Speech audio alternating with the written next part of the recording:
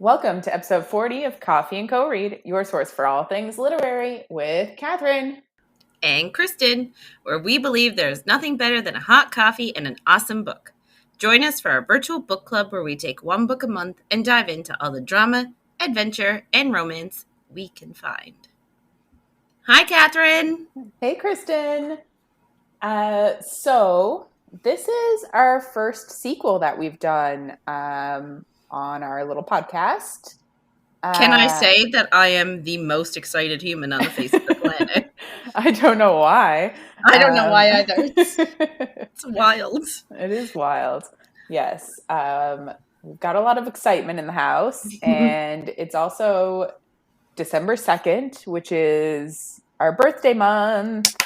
Yay! Happy birthday to us! Yay! And there's holidays in there too, but, not as important. So No. So if you missed last week's episode, then you might not be aware, but we are doing A Court of Mist and Fury by Sarah J. Maas, which is the sequel to A Court of Thorns and Roses. And I'm so excited. Literally the most excited person on the face of the planet. This is my absolute favorite book of all time. If you haven't read it and you're listening to us, I mean, great. I'm really happy you're here, but you should also go pick this book up immediately and read it. Yeah. And you don't necessarily have to read the first one if you listen to our podcast about it, because you got everything about it. So it's true. Yeah. We're very thorough. So we're going to do a quickish little recap. And then if you haven't read the book yet, think about pausing and picking up the book and then listening to the rest. If you don't want to do that, you don't have to either. It's all good fun. But we do love this book. It is one of Sarah J. Maas's better books, I'll say. I love Throne of Glass series more than this one, but that is just my nature. Which is fine, but I also love this book in this series. It's my favorite of this series of books, even including Silver Flames, which is the newer one, and is actually an adult book. So these ones are technically YA, but they're not YA. Anyway, so getting right into it, obviously there will be spoilers for ACOTAR in this recap, and I'll just get right to it. So in A Court of Thorns and Roses, we meet Feyre, and she is a 19-year-old girl who's forced into the woods to hunt for her family. They're very poor, but also super ungrateful for the sacrifice that Feyre is making by going out into the woods every day to get them food. She ends up killing a large and intelligent-looking wolf, who turns out to be a fae creature from a magical race that lives on the other side of an invisible barrier in the forest. When the Lord Tamlin comes to collect Feyre as an exchange for the life of the fae she killed, she is immediately transported from her life of poverty to one of luxury. Her and Tamlin end up developing feelings for each other, but an unknown threat is looming over their newfound happiness. Before Feyre can define her feelings for Tamlin, he sends her back to her home, away from harm. Unhappy with her family, Feyre realizes her true home is wherever Tamlin is. Aww. So she goes back to help him in whatever way she can, only to be told that she could have fixed all of this from the beginning if she just told Tamlin she loved him. Tamlin was cursed, Beauty and the Beast style, by Amarantha.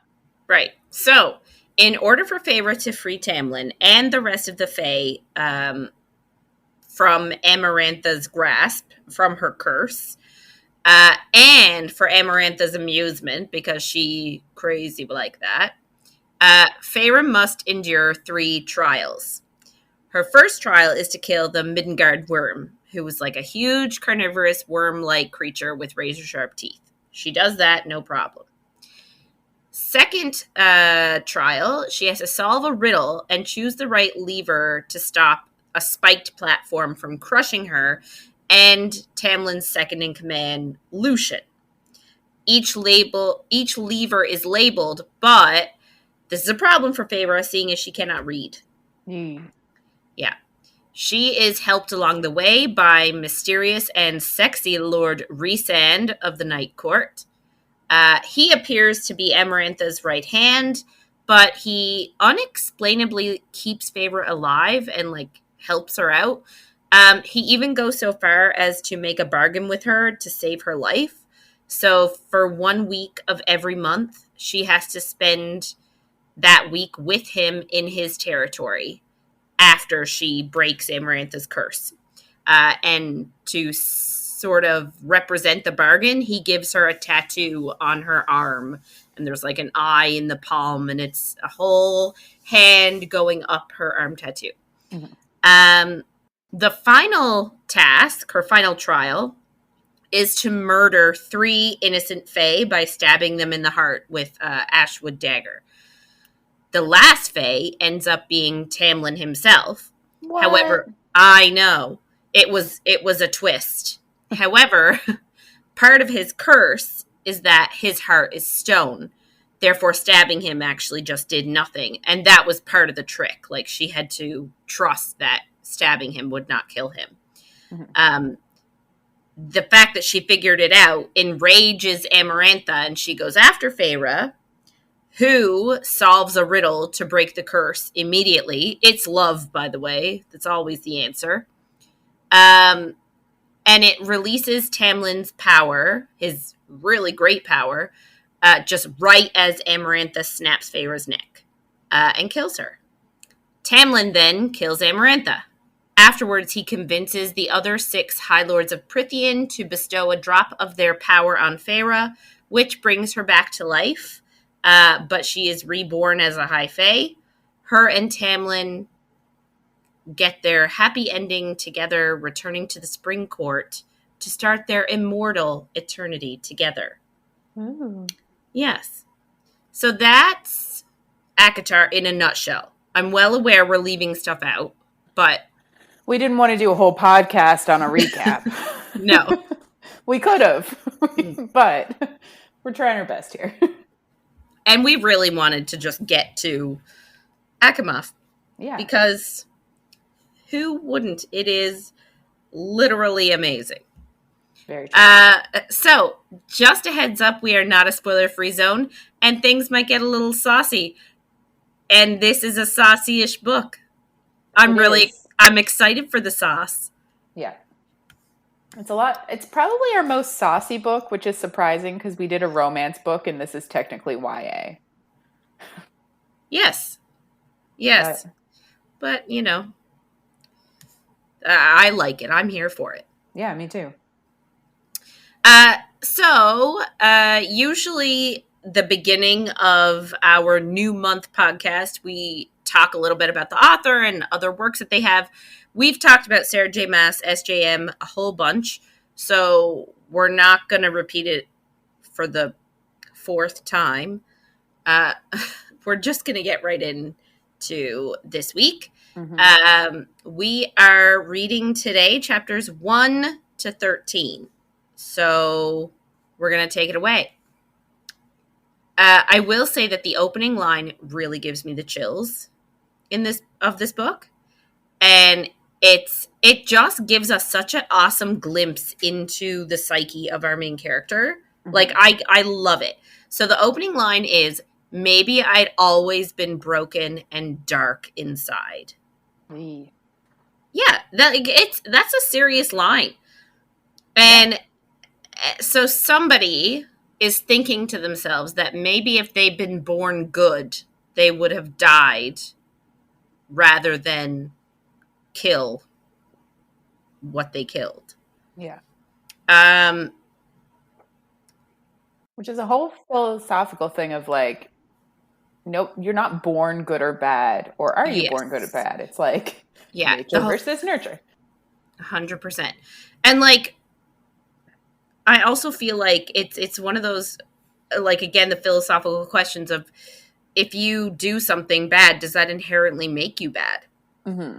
Like, I don't think we can sit here and say that what Feyre did was, like, I think on the whole, yeah, she did a good thing. She freed all the Fae from the curse. That's good. However, she had to kill 2 innocent Fae to do that. Yeah. With her bare hand. So, like, you know, that's not good. Like, killing people is not good. That's bad. So, Yes. does that make her a bad person? Well, no. But, like, you know, that's sort of the debate in her mind. Yeah. And I don't think it's any secret that Feyre is like our opening speaker here. Yeah. Like, even though it doesn't explicitly come out and say it because it's talking in the first person, but it's, you know, we know who it is. Yeah. So I guess the opening, like, scene, apart from her saying, like, oh, well, you know, being a bit morose and, like, thinking about her nature, she's killing a young high fae as Amarantha teases her. So she's, like, sort of reliving the stabbing those two innocent fae. She calls herself a murderer, a butcher, a monster, a liar, a deceiver. So she is really, like, we can tell does not think highly of herself at this moment in time. No. Like, she is really down. Like, it's actually quite sad that somebody who, like, I'm not going to say she always had a really high opinion of herself. She didn't. No, but she was confident enough in at least her abilities, and, like, she was in a bad situation before that made it hard for her to not be upset a lot of the time. Like, she never had a great situation, but her mental health wasn't this bad when she was in a bad situation. No. And going into this book, we're like, oh, she's in a good place because she's with the love of her life. Yes, that is the assumption. Yes. But not the case. No. So from the first book, the two fae that she had to kill, one was a male, one was female. So I guess she kills the male fae first. Then when she goes to kill the female, they all had, like, hoods over their heads, and the hood got taken off. In her dream, the hood is pulled up, but it's herself. It's her own face that's staring back at her. And she stabs herself. Like, insinuating, I guess, that, like, she would, like, she feels she deserves to be killed for her deeds. She wakes up and immediately vomits into a toilet for a solid 15 minutes. Yeah, and Tamlin, who is sleeping beside her, does not wake up. I can't, like, I don't know. I don't understand how that's possible. I don't think it is. If I'm being honest, I don't think it's possible. Like, I know that if my partner or my children were vomiting in the bathroom next door, I would hear it. Yeah. Well, like, if somebody is waking up so frantic that they're about to throw up, they're not going to be quiet getting out of bed. That shit's going to bounce. Unless they have magic memory foam. Maybe. Be interesting. Yeah. Anyway, so our timeline is, it's been 3 months since Under the Mountain. So 3 months she's been home at the spring court with Tamlin. She sort of glances at the tattoo on her hand, the constant reminder of her bargain with Rhys. 1 week a month at the night court. But oddly enough, she hasn't heard from him. He hasn't called to collect that 1 week a month. And I'll be honest, I was surprised at that. Same. Very surprised. I thought it was a surprise that he didn't come for her. Like, I don't know. It just like, they didn't part on bad terms. No, they parted on suspicious terms. Yes, very suspicious terms. He smelled her, and she must have smelled real bad because he was like, I gotta go. It's true. Um, anyway, so like again, she's in the bathroom and she's sort of having like a panic attack. Mm. But she has to keep reminding herself that she got out. She was out. Like, this is not a fever dream of her being in this room with Tamlin with the bathroom. And, like, that's not the dream. Like, the dream was her being in that throne room under the mountain with Amarantha. So she goes back to bed with Tamlin. He never wakes up when she has one of her nightmares. She knows he wakes up a lot too. But honestly, she knows that he wakes up a lot, meaning she wakes up when he wakes up.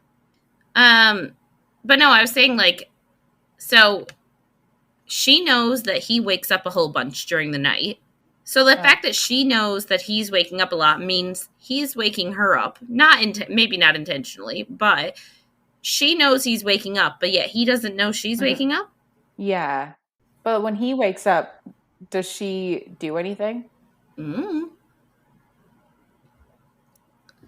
So she says that he often wakes up, and when he does, he usually shifts into his beast form and sits at the foot of the bed. So like sort of guarding her and like guarding the door. She also admits that they never acknowledge that they're suffering to each other. Like they never admit to each other like, hey, I'm really struggling today. From her point of view, she thinks that if they talk about it, Amarantha has won, which we sort of all know from traumatic experiences that's not correct. Like, pushing it down is not the way to solve your problems, but it's the way that they are solving their problems, and doesn't sound like they're getting much sleep. No, it really doesn't. So I guess that's it for the night. She wakes up, she vomits a whole bunch, she goes back to bed. The next morning, Tamlin and Feyre are arguing. She wants to go help a nearby village that's 5 miles away, but Tamlin will not allow it. Ugh. That is right. You won't allow it? Dude, you're not, I want to say, you're not the boss of her. Yeah. But I'm not there. So they're also engaged. Yeah. Sounds like a lovely ring. It's a gold ring with a square cut emerald. Sounds beautiful. But they're fighting, and he's saying, like, I have to go, and I don't have the guards to go. Like, I guess he wants guards to go with her if she was going to go to the village, but he doesn't have the guards to go because they're still hunting down Amarantha's beasts that sort of had been running, like, all over the place during her reign. They also just had the winter solstice. So, I don't know, is that usually on, like, the 21st of December? Yeah. Something like that? Yeah. And apparently it was like 3 days of feasting and drinking and holy ceremonies. She said she didn't find it very festive since the spring court is always spring. So, like, I guess it was supposed to be sort of like a winter festival, like a winter thing. And it wasn't winter there, which is a problem. Yeah. She said she didn't she didn't really like it very much because, again, she says it didn't feel festive and she wasn't a fan of the holy ceremonies. And to be honest, she wasn't a huge fan of all the people that were around. She said it was also... So she said she didn't really like standing on the stage in front of everyone while Tamlin gave a speech. So I guess she didn't like all the eyes on her. It was also her B-day, her birthday. And she didn't tell... December baby like us. Maybe that's why we like it so much. Must be. Anyway, so it was her birthday, but apparently she said she didn't tell anybody. So her birthday actually falls on the winter solstice. But she said she got tons of presents as it was. And she also said, like, she wasn't going to age anymore. So what's the point? Like, why bother if she's not going to age anymore? I mean, I see where she's coming from, but at the same time, I don't care if I'm immortal. Celebrate me. It's true. Celebrate my birthday. Make me feel special. Yeah, I agree. Anyway, So as of right now, it's 2 weeks until the wedding. And she really just wants to get out of the manor for a little bit and like maybe help the village by doing some hunting or something like that. But Tamlin says, nope, not safe. And I feel like he's a jackass. Yep. And I know That's we know this already, but like he's being a big jackass at this point. Yeah. Like I don't understand why he feels like she needs protection when she's the one who saved everybody. You know what I mean? Like Yeah. Yeah. she's the one who went through all that shit. Yeah. So I'm just annoyed that he's like treating her like this. I feel like he's not treating her with enough respect. No, I agree. So he's like, Tamlin saying, no, it's not safe. You can't go out. And she's like, what's so unsafe? Why is it bad? And he's like, I'll tell you how bad it is. Like Lucian the other day hunted down 5 Naga. And they were from book 1. They're like really creepy. They wanted to like grind her bones into dust and like hunt her down. They were bad news. Yeah. But all she can think of is like she does shudder at the OMG Naga. She's like, crap. But then she's also like, shit, Lucian lied to me at dinner the other night. Mm-hmm. He had been limping, and she asked him, like, why were you limping? And he lied. Straight up lied. And so now there's a withholding of information from her as well. Mm-hmm. So Tamlin sort of says to her that he can't do what he needs to do if he's worried for her safety. So, like, to me, that's a guilt trip. 100%. So, like, he's saying, oh, but I need, like, no, dude, you do what you need to do. You know what I mean? Like, it's that whole thing, like, you know, that whole issue around dress codes nowadays and, like, how it's not the girl, like, the girl should be able to dress how she wants and it has nothing to do, like, if the boy can't concentrate, that's on him. Yeah. I feel like this is the same thing. If you can't concentrate on what you're doing because you're worried about her safety, that's a you problem. That's not a her problem. Agreed. But he doesn't see it that way.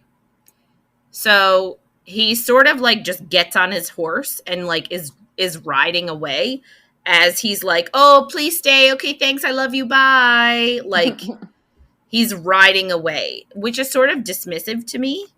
Yeah. I just want to be like, I just want to smack the face off of him, honestly. That's fair. And then he's like, why don't you go paint something? Ugh. You're gross. Anyway, she goes for a walk around the gardens for a little bit. And she says, like, since she's come back to the spring court, the servants all treat her really weird. Like, they, not weirdly, but, like, reverentially. Like, they're all like, oh, my God, you're the glorious Feyre. You saved us from Amarantha. You saved us from the curse. So they're all, like, they all consider her, like, the savior that saved Prithian. And, like, some of them even cry, which I can only imagine is really awkward. Yeah, because she does not see herself as a savior. No. Well, we all, like, from the beginning, she considers herself, like, a murderer, a butcher, a liar. Like, she does not have nice things to say about herself. So, like, obviously anybody thinking that she's a savior and that she's this good, pure person is obviously going to make her uncomfortable. Yeah. It's like that thing, you know, when people give you a compliment and you're like, oh, no. Yeah. Right? It's like that. But it's way worse because they're calling her like a savior. Jeez.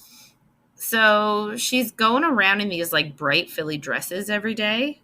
And she talks about how she low-key hates them. Like she would much rather be in like a tunic and pants like she was the majority of the last book. Yeah. But apparently Tamlin likes to see her wear them. Ugh. And apparently he said, and this, I cannot talk about how much this enrages me. Apparently it, like, I guess he told her that if she were wearing a tunic and pants and weapons strapped all over her, like she would be comfortable with, like that's how she would prefer to dress. Yeah. Apparently it would send a message across the lands that it wasn't safe. And I just want to scream in frustration for her already. Yep. Like we're not even past the first chapter. And I already want to throw Tamlin to the Naga and just be like, go. Yeah. Yeah, it's a bit much. And it's only going to get worse, people. It's true. So the only sort of weapon she's allowed to have is the dagger that Lucian gave her under the mountain one day. Like he gave her a dagger. And it's fitted on a jeweled belt. And she says she plans on wearing it every single day because she doesn't feel safe. No. Which you'd think would be the real issue here. Like, Tamlin should be trying to make her feel safe, not trying to protect her through his idea of protection. Like, they're two different things. Well, yeah, like if she doesn't feel safe, that's a problem that he should address. But again, they're not talking to each other. No, that's true. So if he doesn't know she's not feeling safe, he doesn't really know how to handle it. And to be fair, his version of safety, I don't think is what's going to do it for her. No, but he's not even trying to, like, I don't know, figure it out. Yeah. So she sort of looks towards her painting room because Tamlin was like, why don't you go paint something? Like, it's sort of like that. Dismissive. And yeah, it's very dismissive and very like, oh, the little lady, why don't you go do a hobby? Because what you do is not important. Like, yeah. Anyway. So she looks towards her painting room and she sees all the new supplies and she hates it. She says she can't even look at paintings anymore. Like she can't go to the gallery. She stopped categorizing colors. So remember, if you listen to our last book, we talk a lot about how Feyre like is very descriptive. And that is showcased in the writing. Like everything is described very complexly. And she also like does snapshots of images. Like this is, if I painted this, I'd call it this. Mm-hmm. Right? So she did that a lot. She refuses to do that anymore. Like she says she doesn't even categorize colors. She doesn't like look at anything and want to paint anymore. It's not something she can do anymore. Sad. Which is sad because she was actually, not that I know, I haven't seen it, but like she's portrayed as being quite good. Yeah. Although it's my favorite that she's not, like the idea that the idea that she's terrible is my favorite ever. I know, but at the same time, like, I don't think you'd be able to categorize color and, like, mix color and do all that jazz if you weren't halfway decent. Oh, yeah, for sure. Like, I'm sure she is, but I just find it funny to think that she's not. Anyway, somebody calls for her. It's Ianthe. So, Ianthe is a high priestess, and she's a childhood friend of Tamlin, and she's been around helping to plan the wedding. I think, I don't know if it's official, but I think Tamlin was planning on making her like the high priestess of the spring court. Yeah, I think so. But I don't think I don't think it was official. So she's been helping to plan the wedding. She's also going to be the one that marries them. Like she's going to be the person at the end of the altar who says, speak now and forever hold your peace. The officiant. Yeah. Thank you. Wow. So she's also been like friends with Feyre, like been her female companion, stands next to her at events and like feeds her information. Sort of almost like a lady in waiting vibe. Mm-hmm. But I guess the only difference is that she's actually like quite well ranked in her own right. Yeah.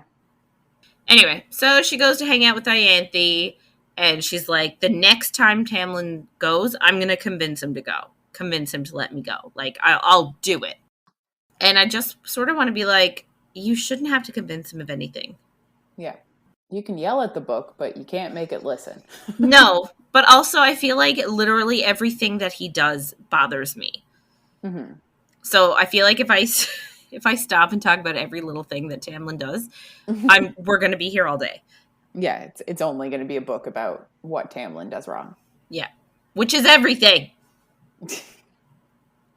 Happily ever after. So they do seating arrangements for the wedding. And she sort of thinks that like the high fae nobility are really petty, and there's a lot of grudges, and the grudges usually end in bloodshed. And now she's high fae, so that really doesn't scare her anymore. But thinking that like sort of urges her, like the reason I'm mentioning it, because it doesn't seem very mentionable, but the reason is because her thinking about that, about how like Fey nobility were super petty and like any slight could end up in like a fight, makes her want to train to fight so that she can defend herself, or if she gets into any shenanigans, that she can get herself out of those shenanigans. Yeah. So she asked Tamlin if she could train to fight at dinner one time. But Ianthe apparently piped up, because Ianthe has dinner with them, that Feyre was she was too much in the public eye, and that it would send the wrong message. So if there's peace in the world, why is Feyre fighting? Yeah. And again, it's just like, so literally everything she does has to be done for peace. Like, she can't even wear freaking pants.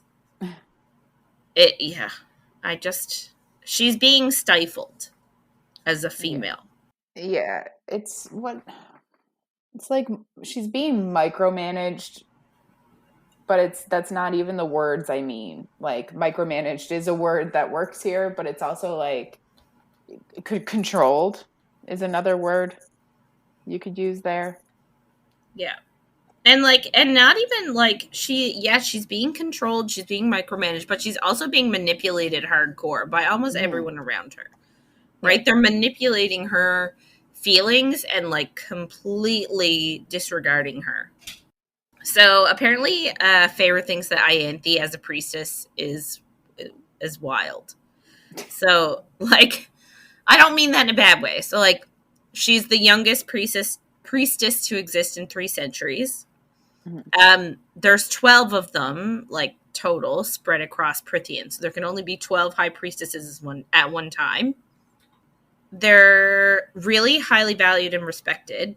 And they're different from, I guess, more traditional human holy people. Yes. Our conceptions of some of them. So they can marry, they can have children, and they can sleep around. Like, no shame. And because they are so highly valued and respected, she gets a lot of tail. Anyway, so I guess Feyre or Ianthe asks. Also, side note, Ianthe is super beautiful. Shocker. Of course. And she's got like a body for days. Like, she got really good curves, a full bosom. She does. Yeah, you're laughing, true. But she does. And like, she always has to wear this really silly looking hat with like a veil covering half of her face. And she's still hot. Yeah. Just jealous. Me. I know. I'm actually like, her wearing the goofy hat with the veil over her face. I mean, that would be convenient. Yeah, so people can't see how hot she is. It's actually one of the better things about when we had to wear masks everywhere, is like, then you wouldn't have to worry about putting makeup on because it would like cover your face. So true. So Ianthe sort of asks Feyre what color roses she wants at the wedding. And she's like, I guess, listing off colors or something like that. And Feyre doesn't really respond, except when Ianthe says red roses. And she says, no, any color but red. Mm-hmm. So I guess red is like it's the color of blood. And she doesn't want that reminder. She says red is like a no-go color for her. Yeah. So Ianthe sort of reminds Feyre that at the wedding, everything is going to be critiqued. Everything is sending a message. So everything has to be perfect. And like it sort of reminds me of like a royal wedding. Yeah. You know what I mean? Like when William and Kate got married, it was like a really big deal. When Harry and Meghan got married, like again, it's huge. So like I just feel like this is how it feels to me. They're like everything is going to send a message. Everything you wear, everything you decorate with, everywhere people sit, it's all going to be important. She also sort of like says, "Oh, I'm also just want you to know, like I'm so grateful to be accepted by you guys into the spring court. Like a lot of the other high priestesses don't like me." And then she sort of does a dig, like, I'm glad you guys accept me, even though I know Lucian doesn't like me. And she says, like, she's been trying to get close to him, but he's refusing to get close to her. And I find this actually really funny because Feyre's, like, trying to make excuses for him. Like, oh, well, maybe, since his love, the woman he loved was killed, he hasn't been getting close to any women. And she's like, oh, well, he'll sleep around. And she's like, maybe that just means you're different. But, like, she knows for a fact that, no, Lucian just doesn't like her. But she's trying to, like, soften the blow. Yeah. So, Feyre doesn't really seem to care about the wedding or, like, any of the plans or anything like that. She just sort of lets Ianthe steer the ship and figure everything out. Anyway, just, like, if you were marrying the love of your life, wouldn't you be a little bit more excited about it? Yeah. But I guess it is also a bit different because, like, she's coming from the human world where they probably don't really make much of a fuss about any of this, especially since she's been poor most of her life, really, from like 9 to 19 or something. Yeah. So I kind of feel like it's not really something that she would care a lot about anyway. Right. Anyway, so it's just interesting to see the dynamic of her, like, really not caring one bit about the wedding or what happens. Mm-hmm. So later that night, she's in bed and Tamlin comes in and she thinks about how she's kept her own room and he has kept his own room. And apparently it was all his idea because he thought she needed her own space. Mm-hmm. But he still sleeps with her every night. So, like, he comes into her room every night and sleeps with her. She has never been in his bed. Seems odd. It does seem odd, doesn't it? Like, I'm not going to lie. The different room thing, a lot of royal couples, and I'm considering them a royal couple because he's a High Lord. Mm-hmm. So, like, a lot of royal noble couples, in history have had separate rooms. Yeah. But, like, him being in him, like, always coming to her never going to his room, like, that's just weird to me. Yeah. And him being there every night, like, he wants his own space and options, it seems like, which is, I don't know. So he comes over and he starts to take his clothes off. She sort of, like, lets her eyes linger in certain places and it sort of, like, turns him on and causes him to, like, finish stripping down naked. And then, like, he's sort of, like, growling at her a little bit. And then all of a sudden, like, she's under the covers and she pulls back the covers and, like, surprise, she is also naked. Ooh. Yeah, which, like, makes him, like, he's like, oh, yes. He is real excited about it. They really don't have any issues with their sex life, it seems like. No, they have a real good time. Yeah. So she approaches him and they, like, start making out. And I had to get this in. So, like, he rubs her bundle of nerves at the apex of her thighs. I hate it.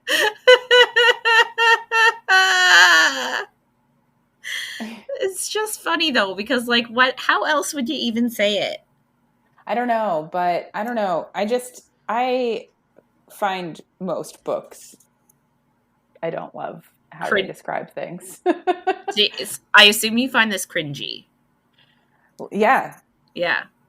But, like, you know, it's a bit more flowery of a way than saying, like, clit. He rubbed her clit. Also, this is a YA book. I don't think you're allowed to say clit. Did they say it in Silver Flames? Yeah. Oh, I assume so. I don't know remember, if they though. I don't know if they ever say clit, like the word so many clit. things in that book that make me want to vomit. Like seed. I cannot. That's true. I know, the seed, but at the same time, like, what else are you going to call it? Like, what are you going to call it? Cum. Semen. I don't care. I don't need the seed imagery. I'm also here not trying to have children, so I guess yes, that's true. Yeah, no, I get you. Like, I don't particularly like it either, but at the same time, I feel like this just like makes it just like it does different things for the imagery. Mm-hmm. For me, like not. Oh, that sounded weird, but like the seed does different things for the imagery for you. More like talking like I would rather say seed than like cum. I don't know. Just when I'm reading about it in terms of a book, I like not that I'm not super here for all the flowery like imagery, but like I like it to be a little less crass. Mm-hmm. You know what I mean? I know it to be crass. Like the same thing with this, like the bundle of nerves at the apex of her thighs. I'm laughing at it, but at the same time, I'd still be there than he rubbed her clit. Like, yeah, no. You know what I mean? Like, I do know what you mean. I'm just not in the same place. To me, like, oh, he rubbed her clit is just so like. That's what comes to mind if you're going to replace bundle of nerves at the apex of her thighs. You're going to replace it with, oh, he rubbed her clit. Oh, God. Like, to me, that's just not, I don't know. I don't know. I can't not romance. It's not romantic. It is not. You're right. So, anyway. I get it. So, yeah. So they make out. He rubs that bundle of nerves at the apex of her thighs. Like, yeah, he rubs her clit until she shatters, a.k.a. orgasms. Mm-hmm. Then they have missionary sex until she comes again. Because it's that easy, folks. You know, everybody can come multiple times in one sexual encounter, especially from missionary position. That's true. Nobody told you this? No. Well, I mean, did anybody else know that apparently girls can come quite easily? Yeah. It's not difficult in any way, shape, or form. Nope. Every single woman. Mm-hmm. Yeah. Well, maybe the men in your life haven't told you. Haven't mansplained to you. Yeah. How easy it is. Yeah. It's true. Anyway. So after they have this fun sexual encounter, he apologizes about earlier. And, like, fairness, good on him. Like, she didn't bring it up. No. He just flat out apologizes. I will say that's like a tick in his column. The fact that he just apologized. It is. And he says, like, he needs to know, like, he just says, like, he needs her safe and needs to know that they can't get to her. I don't know who they are. Yeah, Amarantha's dead. Yeah. And then he sort of says, like, it will all be better after the wedding. And this just, like, brings back those vibes of, like, Let's have a baby to save our relationship. Yes, or like, let's get married. That'll fix everything. And it's like, it doesn't work that way. No. But that's sort of how I'm feeling. Mm-hmm. Definitely. That's the vibe it's giving. Yeah. Anyway, all of a sudden he starts fingering her again. And like, they're insatiable in terms of sex. Yeah. Which, like, I can't be mad at. Like, I don't know. It's really the two, like, I guess, dichotomies of their relationship. You're like, they're clearly, I don't know. They're clearly in love with each other's bodies and very compatible sexually, which is a good thing for any relationship. Yes. That's all I wanted to say on that. Okay. So she sort of casually asks while he's fingering her what people. It's true. What people? I know. I just can't. Is it because I'm being crass? No, it's because I forgot that this happened. Oh. Okay. So she's asking him, like, what people are going to call her once they're married. And he sort of is like, well, what do you want people to call you? And then all of a sudden he starts moving down her body and starts eating her out. Which, again, plus side for him. Like, he goes where he just willingly goes down there willy-nilly. And she just says she doesn't really care, but she doesn't think she could stand it if people called her High Lady. Mm-hmm. And he all of a sudden, he's like, again, he's still eating her out, but then he sort of pauses and says, oh, there's no such thing as a High Lady. And that makes her pause. She doesn't like that. She's like, what do you mean there's no High Ladies? Like, I don't like, what is this? Yeah. And then he has to stop what he's doing. And this is just an odd place to have this conversation to me. But they don't talk at all anywhere else. So they have to. Where else are they going to talk? That's true. So he says that, like, high lords take wives and consorts. High ladies don't exist. So, like, power never passes to a girl. In other words, there's no high ladies. There's only high lords. But he says they'll call you Lady of the Spring Court. And she sort of starts asking him, like, well, what about Lucian's mom? And he's like, growls at her, and he's like, I don't want to hear you say another male's name while I'm in this position. And then he goes back to eating her out. Which is so, like, she's not even talking about Lucian. She's asking about his mother.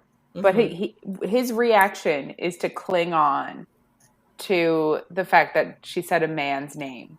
Yeah. So, for clarification, Lucian's mother is the Lady of the Autumn Court. So, she was asking, like, what about that woman? What do they call her? Mm-hmm. Anyway, it's bullshit. Yep. So, anyway, the next day, after their romping second encounter, Lucian is waiting to take her to the village since Tamlin felt bad. So again, like, positive step for him, right? Mm-hmm.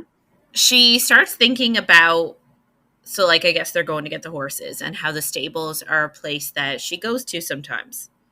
But she can't go into the kitchen anymore because the ceiling's too low and the walls are too thick. And she can't go into the study because there aren't enough lights and there's not enough exits. So, like, she is severely traumatized from 3 months as a prisoner under the mountain.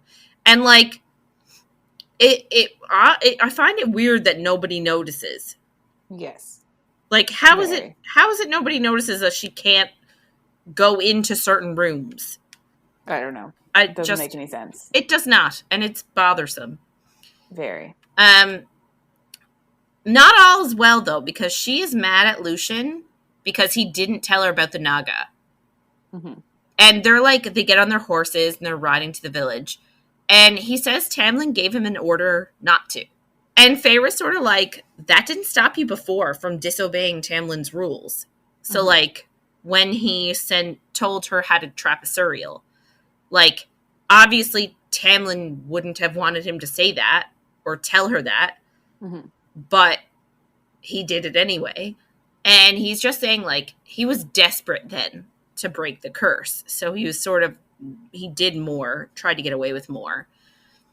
But now he says that now that everything is back to normal, they need rules and order and rankings in order to rebuild. And I just want to say that this is the dude that said that High Fae were born to rule and born to, like, lead. Of course. And now he's saying, oh, yeah, of course we need rules and we need order and we need to obey and all this stuff. And I'm like, of course you feel that way. Because you're at the, like, second from the top of the totem pole. Yeah. I just, I'm annoyed. Agreed. So he talks about how Tamlin is terrified of anything happening to Feyre. And she's like, yeah, dude, I know. And he's like, no, you don't. Like, you don't realize how much pressure he's under. And essentially saying, like, we need to show that we're unified. We're, like, presenting a unified front to show that we've healed from Amarantha. But, like, they haven't healed from Amarantha. Nope, not even a little bit. So, like, I don't get it. The next thing he talks about is this thing called the tithe. And this is actually, it was a common thing in, like, you know, in olden times, there was a tithe. But it's a thing in this book as well. So it's like taxes. Yeah. So Tamlin has given his people 3 months to get their affairs in order. But Ianthe has told him, like, it's time. The people are ready. So all members of the Spring Court are expected to pay. And obviously it's based on income and status. Mm-hmm. You don't necessarily have to pay with money either. You can pay with food or goods or something. So Feyre's going to have to sit with Tamlin and watch as people present all their stuff. Apparently, if they can't pay, they have 3 days to gather the funds or the anything, whatever the product. Or Tamlin is given the okay to hunt them down. And I guess, nom, nom, nom. Does he eat people? But, like, what else would you think of when he says hunt them down? I guess, but I didn't really think of that. I don't know. I think he turns into a wolf and goes nom, nom, nom. I guess so. Maybe. You could be right. I don't know, man. We never get that. We don't get to that. No, we do not. So, and, like, Feyre's sort of, like, brushing him off about this whole, like, oh, you know, Tamlin's hurting thing. Like, she's like, dude, give it a rest. Like, come on. And then he sort of gives her a sob story about how the love of his life was killed and he will never forget the sound of her heart stopping. And so he says Tamlin won't ever forget the sound of Feyre's neck snapping, and he won't ever stop trying to protect her. So Lucian is saying, like, give Tam time to get used to things. Mm-hmm. And I want to be really hypercritical, but, like, this is swaying me a little bit. Like, not Tamlin. Tamlin's actions are not swaying me.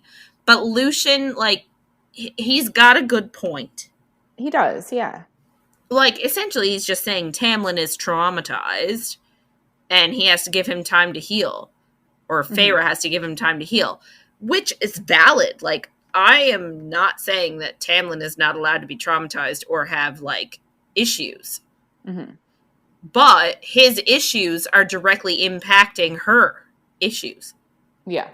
You know what I mean? So, like, I don't like it. No.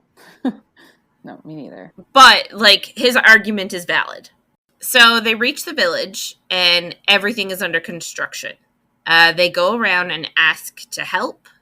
But everybody that's, like, building or doing anything, they all see Feyre, and they're like, oh, no, the debt is paid.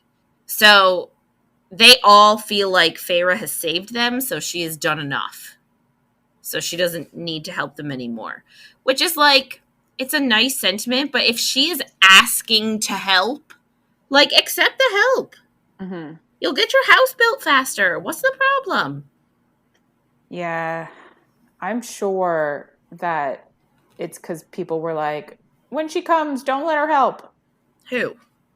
Like either Lucian or Tamlin went and Oh, you think? I do, yeah. Do you? Yeah. Oh. I honestly, that had never even, I had never even considered that. Honestly, I had not. In my mind, they were just all like really appreciative that she had saved their lives and was like their savior, so they didn't want her help. Which also fair. But yeah, I just assumed that. It's funny Ooh. people assuming different things. Yeah. Although I will say that that's a very manipulative way. Like, if they did that, that is Hmm. sick. That is sick. Well, not that I don't think that manipulation is part of the mix. Yeah. Oh no, for sure it is. So I guess they leave 20 minutes later. They couldn't help anybody. Nobody accepted their help.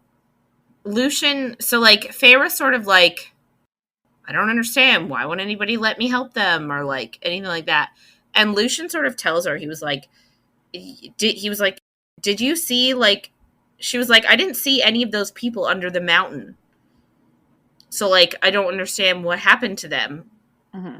And he sort of tells her then that if a court, I'm going to call them regular people, Hmm. aka not the nobility, if they weren't producing food or doing something beneficial outside of Under the Mountain, they were put into work camps under the mountain, but like way, way, way under, so that Hmm. they wouldn't interact with the high lords and ladies that were in the section with Amarantha. So there was like thousands of them crammed in, and sometimes guards forgot to feed them. So bands would group together, and apparently they did like some really bad, disturbing things. So now all the villagers are just trying to find a way to live again. And like those bad things, are you thinking cannibalism or are you thinking just raping and pillaging?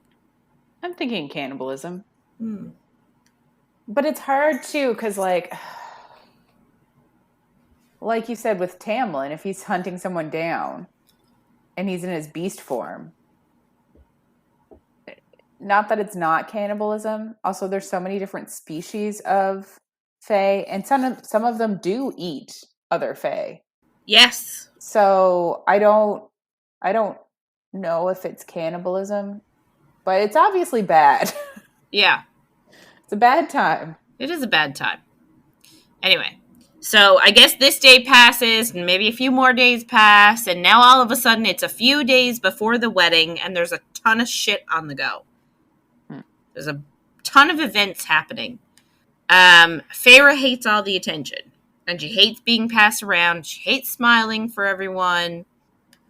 Um, then, I guess it's the night before the wedding, and there's this party.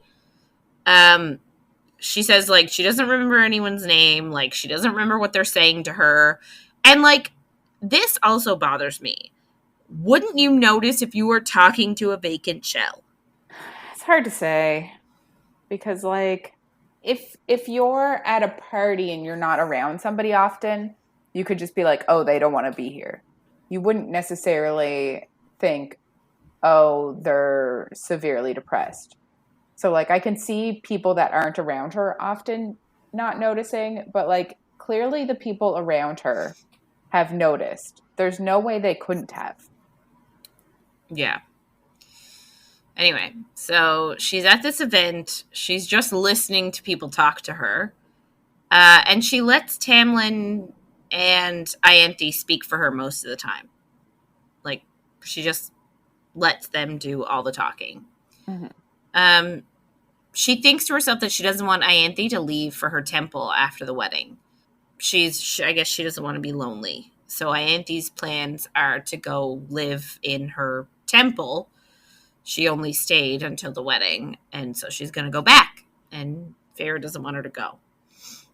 I guess her and Ianthe are chatting, and these two guys come over and try and chat Ianthe up, essentially. Like, they're trying to sleep with her.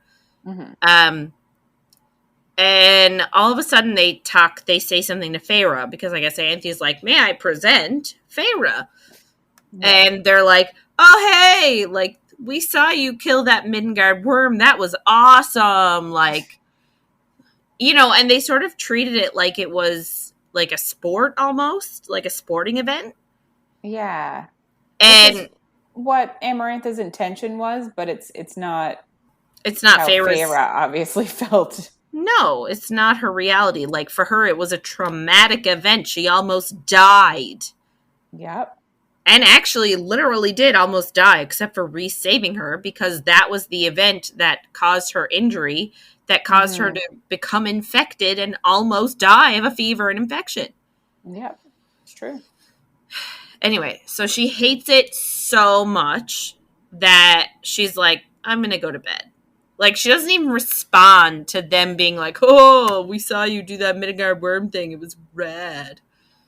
They didn't actually talk like that, but that's how I envision them.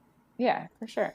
Um, she goes to go upstairs to bed, and all of a sudden she sort of sees Tamlin laughing with his friends. She said she doesn't remember their names, and she said what's worse, she does not remember the last time that she laughed, Sad. which is problematic. Yes. 3 months she hasn't laughed in 3 months. I laughed 20 minutes ago. Was it that long? I don't know, maybe not. But like, No, I know. that is an issue, a very significant one. Like, I almost want to say she needs to see a psychiatrist or a psychologist or a therapist or somebody, but I don't think they have them in these worlds. So that's an Yeah, I issue. don't know. Anyway, so she goes to sleep. She has a nightmare that night that she was being skewered during task 2. That was her dream. And she woke up freaked out. And she said that it really bothers her that the people talk about her trials like they're a sporting match. And she says, Of like, course. she was really in a life or death situation and they were viewing it as a bit of fun, Hmm. a bit of sport, and it's not at all. Anyway, I guess she goes back to bed. I'm not 100% sure, I assume. Yeah. So then she wakes up the next morning. It's the day of the wedding. Her dress is monstrous. Like, she looks like a big old cupcake, and it's got giant cat sleeves.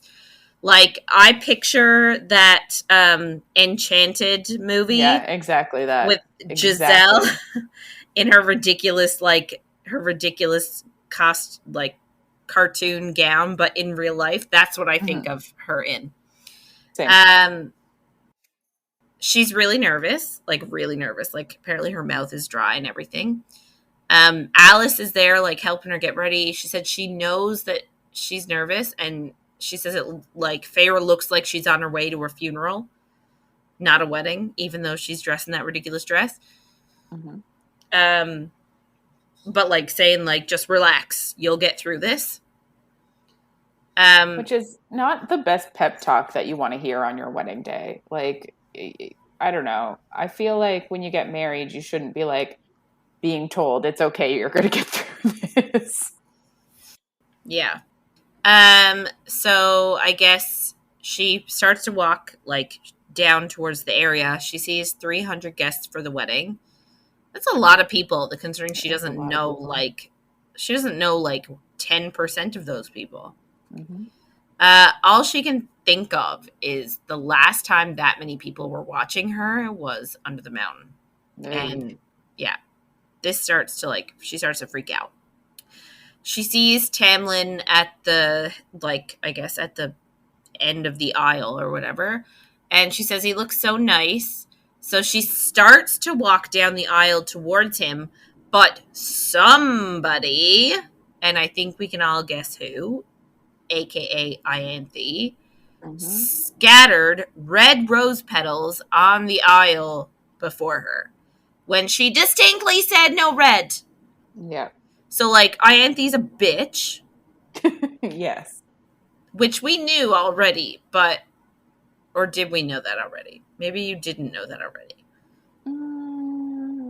We We can might not have guess. known. Yeah, she's dismissive of Feyre's feelings and clearly jealous of her. So, like, maybe she's not been outwardly a bitch yet, but she's been those things so far. Mm-hmm. Anyway, this is her bitch move. Even though Feyre specifically said no red, there's red. And all of a sudden, all she sees is blood, like pools of blood scattered around all across the white. And it conjures these feelings of her being dirty and unfit to be dressed in white, and that her hands were filthy. And like all of a sudden she's thinking, I'm a murderer and a liar, and everyone there is a witness to her crimes. And she's like, she felt like she was gonna vomit, and like she's struggling she's like halted about like maybe a little bit more than halfway down. Like she's like frozen in place because she's just thinking, I'm not worthy, I'm like I'm a murderer, I'm a liar, like I'm filthy, I'm gross, like I'm unfit. And she just like, I'm not worthy of Tamlin. And so she's like, I can't go through with this wedding. So I guess Tamlin sort of steps towards her and like holds his hand out for her to like, here, give me your hand so we can do this.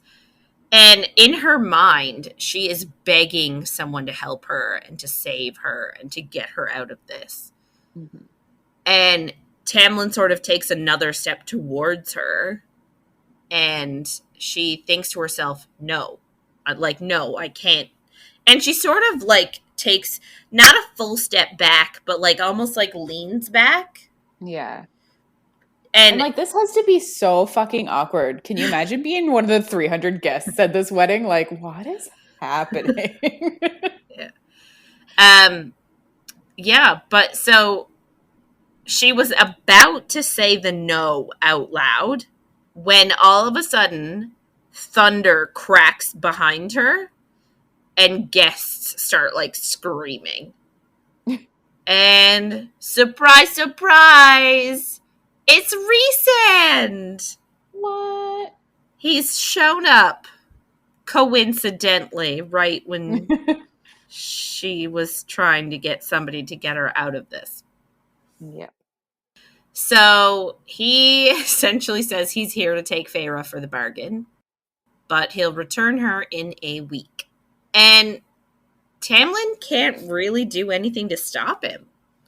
So Rhys just takes her. And she's sort of like, don't let him take me.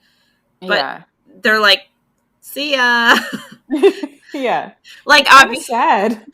Like, obviously they're a bit more like, don't you touch her, don't lay a hand on her, like she better be back in like pristine one piece in a week's time. Yeah. But like, you know, it's just funny that they're just sort of like, okay, bye. Yeah. It's kind of sad because like she's clearly feeling very unsafe, and then she doesn't feel safe with him either. So it's like it's a really hard time for her. Yeah. So they show up in this mountaintop palace that's like nice and warm, and it's open even though it's the middle of winter. But it's warmed through this like magic of the place.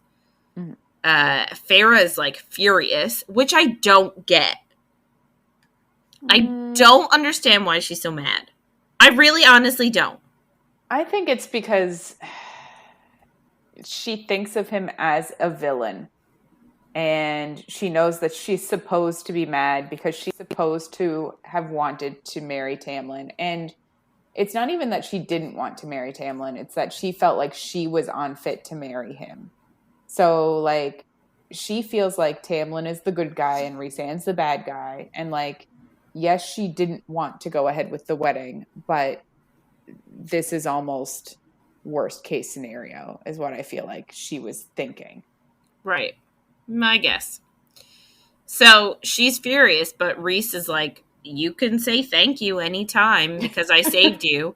And she was like, I didn't want you to rescue me. And he's like, bullshit. Like, I heard you saying, like, begging somebody for, like, to save you.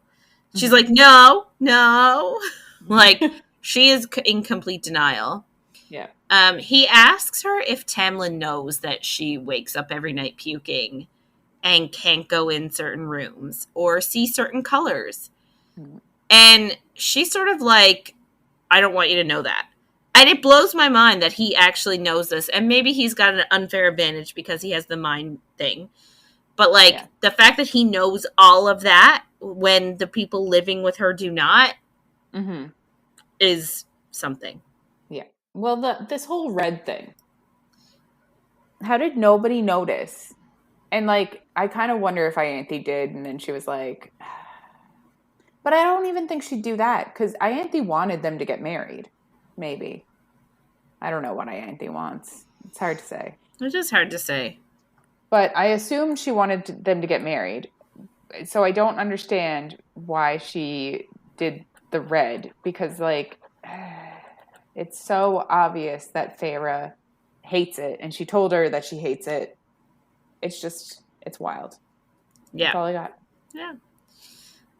Anyway, so she's like, I don't want you to know that. And he's like, I can't help it that you send everything down the bond at me. So, like, I can't help it. So we get another layer here that, like, she is unknowingly providing him with all this information through their tattoo bargain thing. He then calls her wedding dress ridiculous and says that she looks exactly like they want her to look, a doe-eyed damsel all wrapped as Tamlin's present. Which is, like, so good. It's true, but it's hurtful. It is hurtful, but I'm okay with it. But, like, she also hates the dress. Yeah. Anyway, so he tells her where her room is, and she's, like, surprised it isn't a dungeon. She's sort of afraid to go, like, under the mountain because she knows that Amarantha modeled her under the mountain from this under the mountain where they are. And Rhys says she's safe and she doesn't have to go under the mountain. The palace is, like, perched on top of it, and she'll stay in the palace. He's a bit, like, sarcastic with her at this point. And this sort of, like, really pisses her off. So when he turns away, she actually grabs one of her shoes and throws it with all of her strength. And it hits him in the head. And I love it. I know. It's so good. And then he, like, turns around and, like, stares at her. And he's, like, pissed. And she takes the other one off. He's like, don't you dare. And she throws that one, too. And I'm just like... that would be amazing. I wish I could ever be... No, I don't. That's a lie. I don't ever want to be mad enough at somebody where I feel like I need to throw my shoe at them. But I think it would be a really fun exercise. I guess. So, like, do you mind if I throw my shoe at you just for fun? Just to see what it's like. You know what I mean? I guess. I don't know. It's something I want to do. I feel like I've been mad enough for that before, and... Have you done it? Have you done it? I don't know if I've thrown shoes at people before, but I've definitely been very, very mad and thrown other things, probably. Have you? I've never thrown something at someone before. It's not something I can put on my resume. Yeah. So I guess she's mad enough, like, he catches the second shoe. And he's pissed off now, too, that she's thrown things at him, considering he's thinking, I just saved this person, and now she's mad at me. Yeah. And later on, we get a bit more context. Yes. It makes it even more reason why he's mad. Yeah. Even more reason. So, yeah, so she throws... she goes to her room, and as she goes to her room, she hears a woman's voice say, well, that went well. And apparently Rhys growls at this mystery woman. So, like, now we're sort of thinking, like, oh, does Rhys have a somebody? Like, did Feyre interrupt something? Yeah. Anyway, quickly gets forgotten, and Feyre goes to her room. And she loves it. She's like, this room must be meant for an empress. And she's very impressed because she's like, if this is a guest room, what's the main room like? What's Rhys's room like? which I find interesting that she's already thinking of what his bedroom looks like.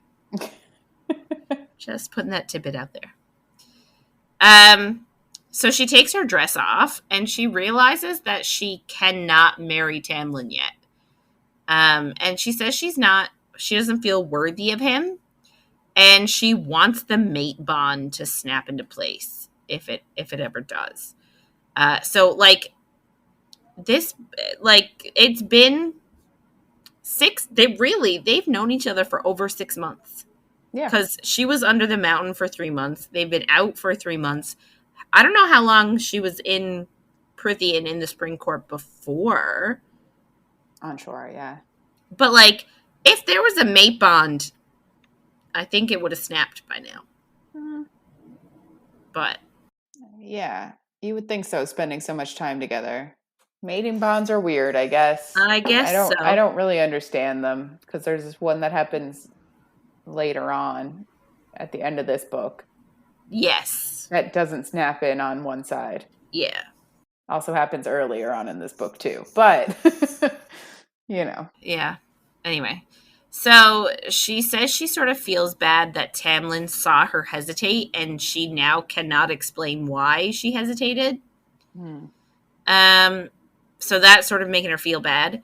She puts the dress in the dresser and finds some night court pajamas, and then she gets in bed and she cries herself to sleep.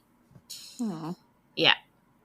The next morning, the wraiths who dressed her under the mountain all those times and like painted her with all that paint, Nuala and Ceridwen, come the next morning and they help her get ready for breakfast. And she's in the bathtub, and it's this glorious, like, she says it's like a pool, but it's a bathtub.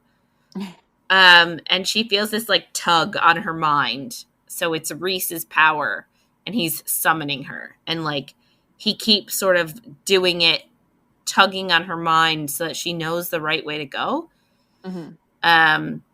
And so she goes to breakfast, and they do a little bit of chatting. She asks him why it isn't always night in his court, and he says it's, they're one of the 3 solar courts. So even though their nights are like gorgeous and spectacular, they still have days and nights. Yeah, which is not surprising she asked, because like obviously the spring court is spring all the time. They don't actually have any other seasons. Yeah. But I guess so the spring, winter, fall, and summer court all have permanent seasons. Like they're all their own season. Whereas the dawn, day, and night court, I assume, have all the seasons. Yeah. As well as all the days and all the nights. Anyway. So they're still talking, and he's sort of like explaining things to her. He also explains why he can hear her thoughts. He sort of says that their bargain served as a bridge between their minds.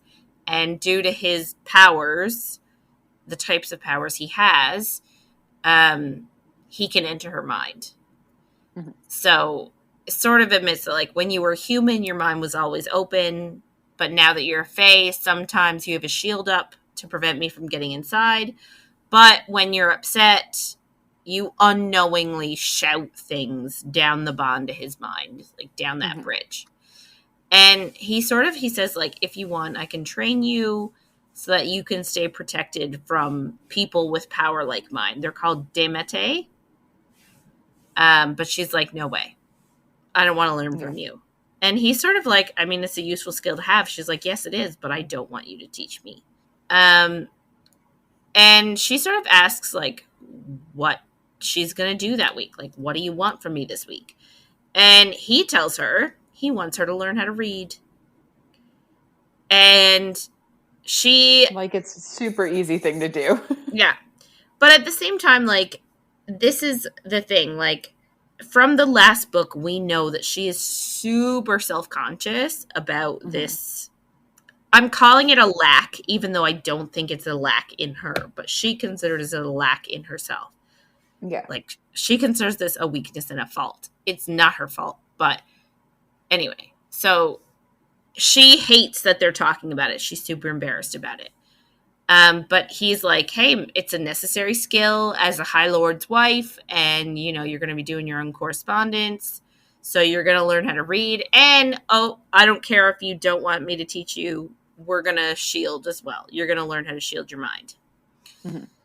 So she's like, yeah, those are necessary skills, but I don't want you teaching me. And she gets mad, and she bends a fork that she had in her hand, and he's like, did anyone ever tell you that you're really strong for a high fae? Which I think is characteristic of Tamlin's power. Anyway, so he sort of insinuates like that she's really strong for a high fae, that normal high fae are not that strong. Mm-hmm. And he says like that is inherent of a high lord's power. So wouldn't it be interesting if you had any of the other high lord's powers? And she sort of like wants to change. She's like, I don't have anything. I don't know what you're talking about. I don't want anything to do with you. And she even says, like, after what you did to me under the mountain. And we know that he wasn't super cool under the mountain. Mm-hmm. Like, we're aware of the fact. I wouldn't call his offense, like, the absolute worst thing that ever has happened. Mm-hmm. You know what I mean? Yeah. Like it wasn't great, but it wasn't awful. Yeah, it also kind of seems like there's a reason for it. Yeah. Anyway, he's about to flip out for that comment, but all of a sudden they get a visitor. It's Morrigan. So she is Reese's cousin. And she sits down to breakfast, and she's nice, and she's perky, and apparently she genuinely wants to be Feyre's friend. And, like, Reese sort of says, like, oh, this is Moore. So her name is Morrigan / Moore. Is barely his cousin, but they were raised together as children. And she is his only surviving family. Not really true, because all of her family still is alive. Yes. So not his only surviving family. Like, her entire clan still exists. True. So Feyre recognizes her voice as the one from last night that said, well, that went well, didn't it? So that sort of puts to bed the idea that maybe Reese had a girlfriend or something. Mm-hmm. More actively aggravates Reese and, like, annoys him. And I think it's interesting because Feyre was sort of, like, looking at how Moore and Reese behaved. And I guess in her mind comparing it to how Tamlin and Lucien behave. Mm-hmm. So after breakfast, Reese takes Feyre to a library. And she gives in very fast. She's like, oh, I don't want you to teach me. But then she's like, actually, I am going to let you teach me. Yeah. And she sort of agrees. Like, she should learn a skill that almost got her killed under the mountain. So he, like, writes a sentence down for her, and she has to, like, sound it out.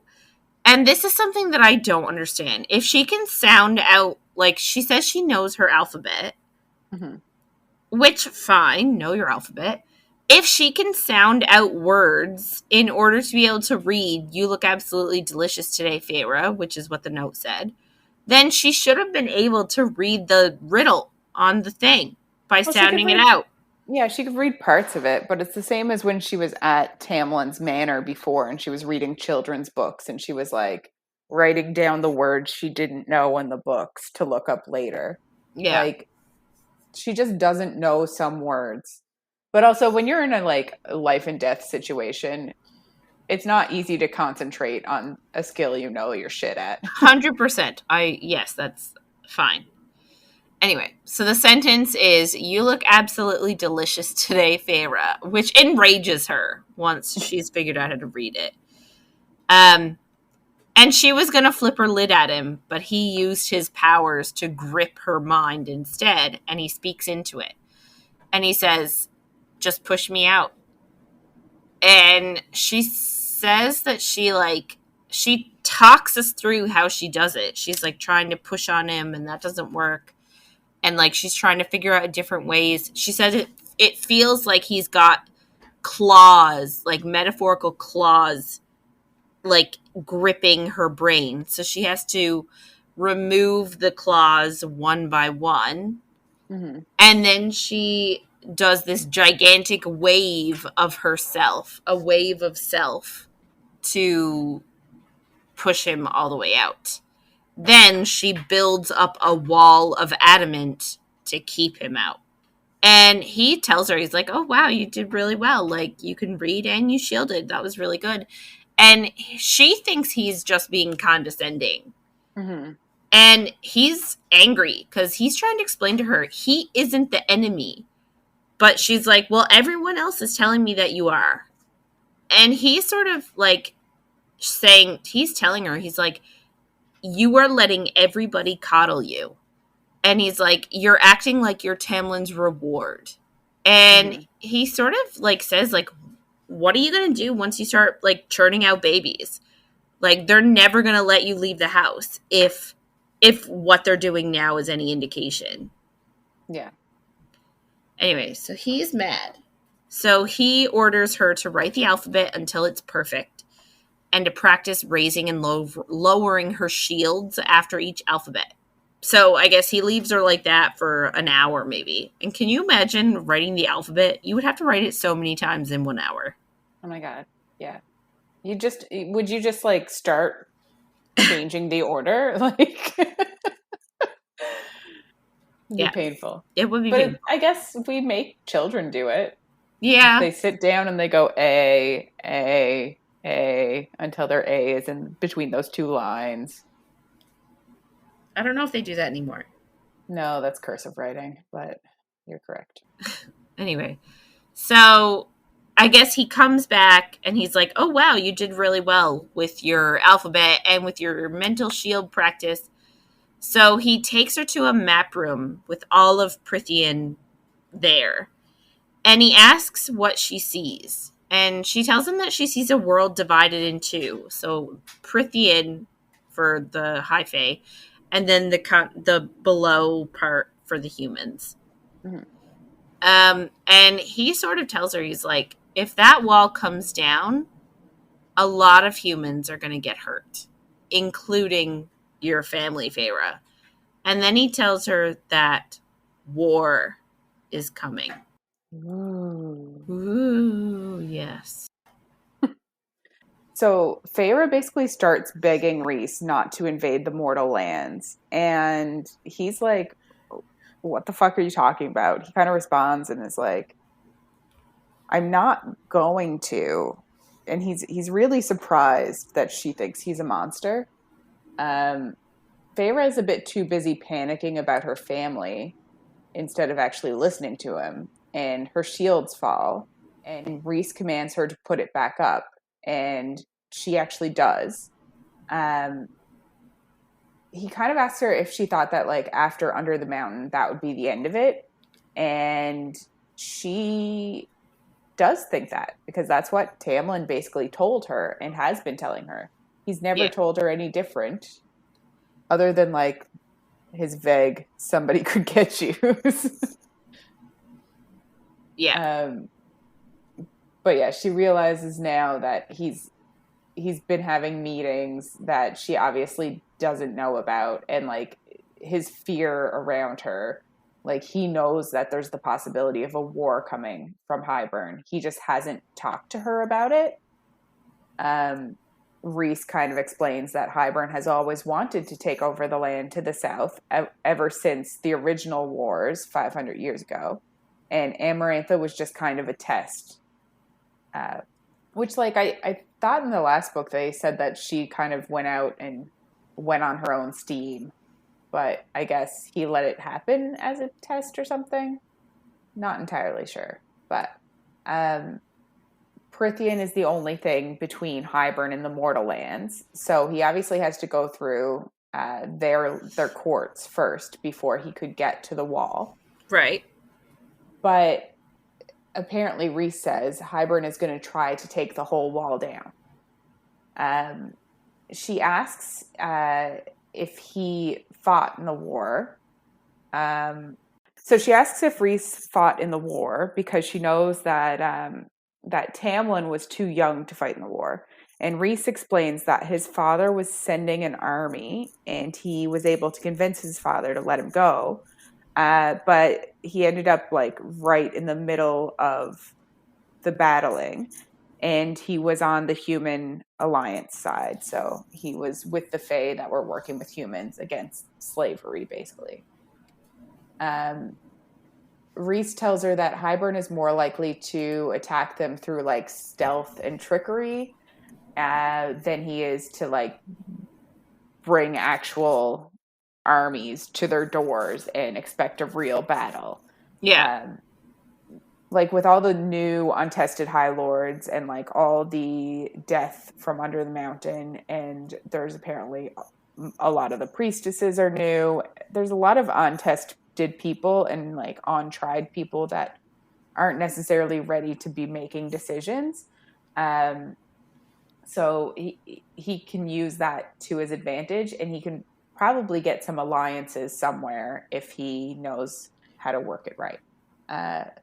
Feyre kind of thinks of her friendship with Ianthe because he mentioned the priestesses are trying to gain power, and she just thinks about how Ianthe's not really like that, which is laughable now. Yes, it is. Rhys is telling her all of this because he wants to know if Tamlin will fight against Hybern. And he obviously can't just ask Tamlin, which is kind of funny because if you remember in the first book, Tamlin says that he will always fight against slavery and against like oppression and that kind of stuff. He specifically says that to Feyre, and Feyre even in her head is like, I don't know if I could say the same. My family comes first, and I would fight for whoever would be able to help them.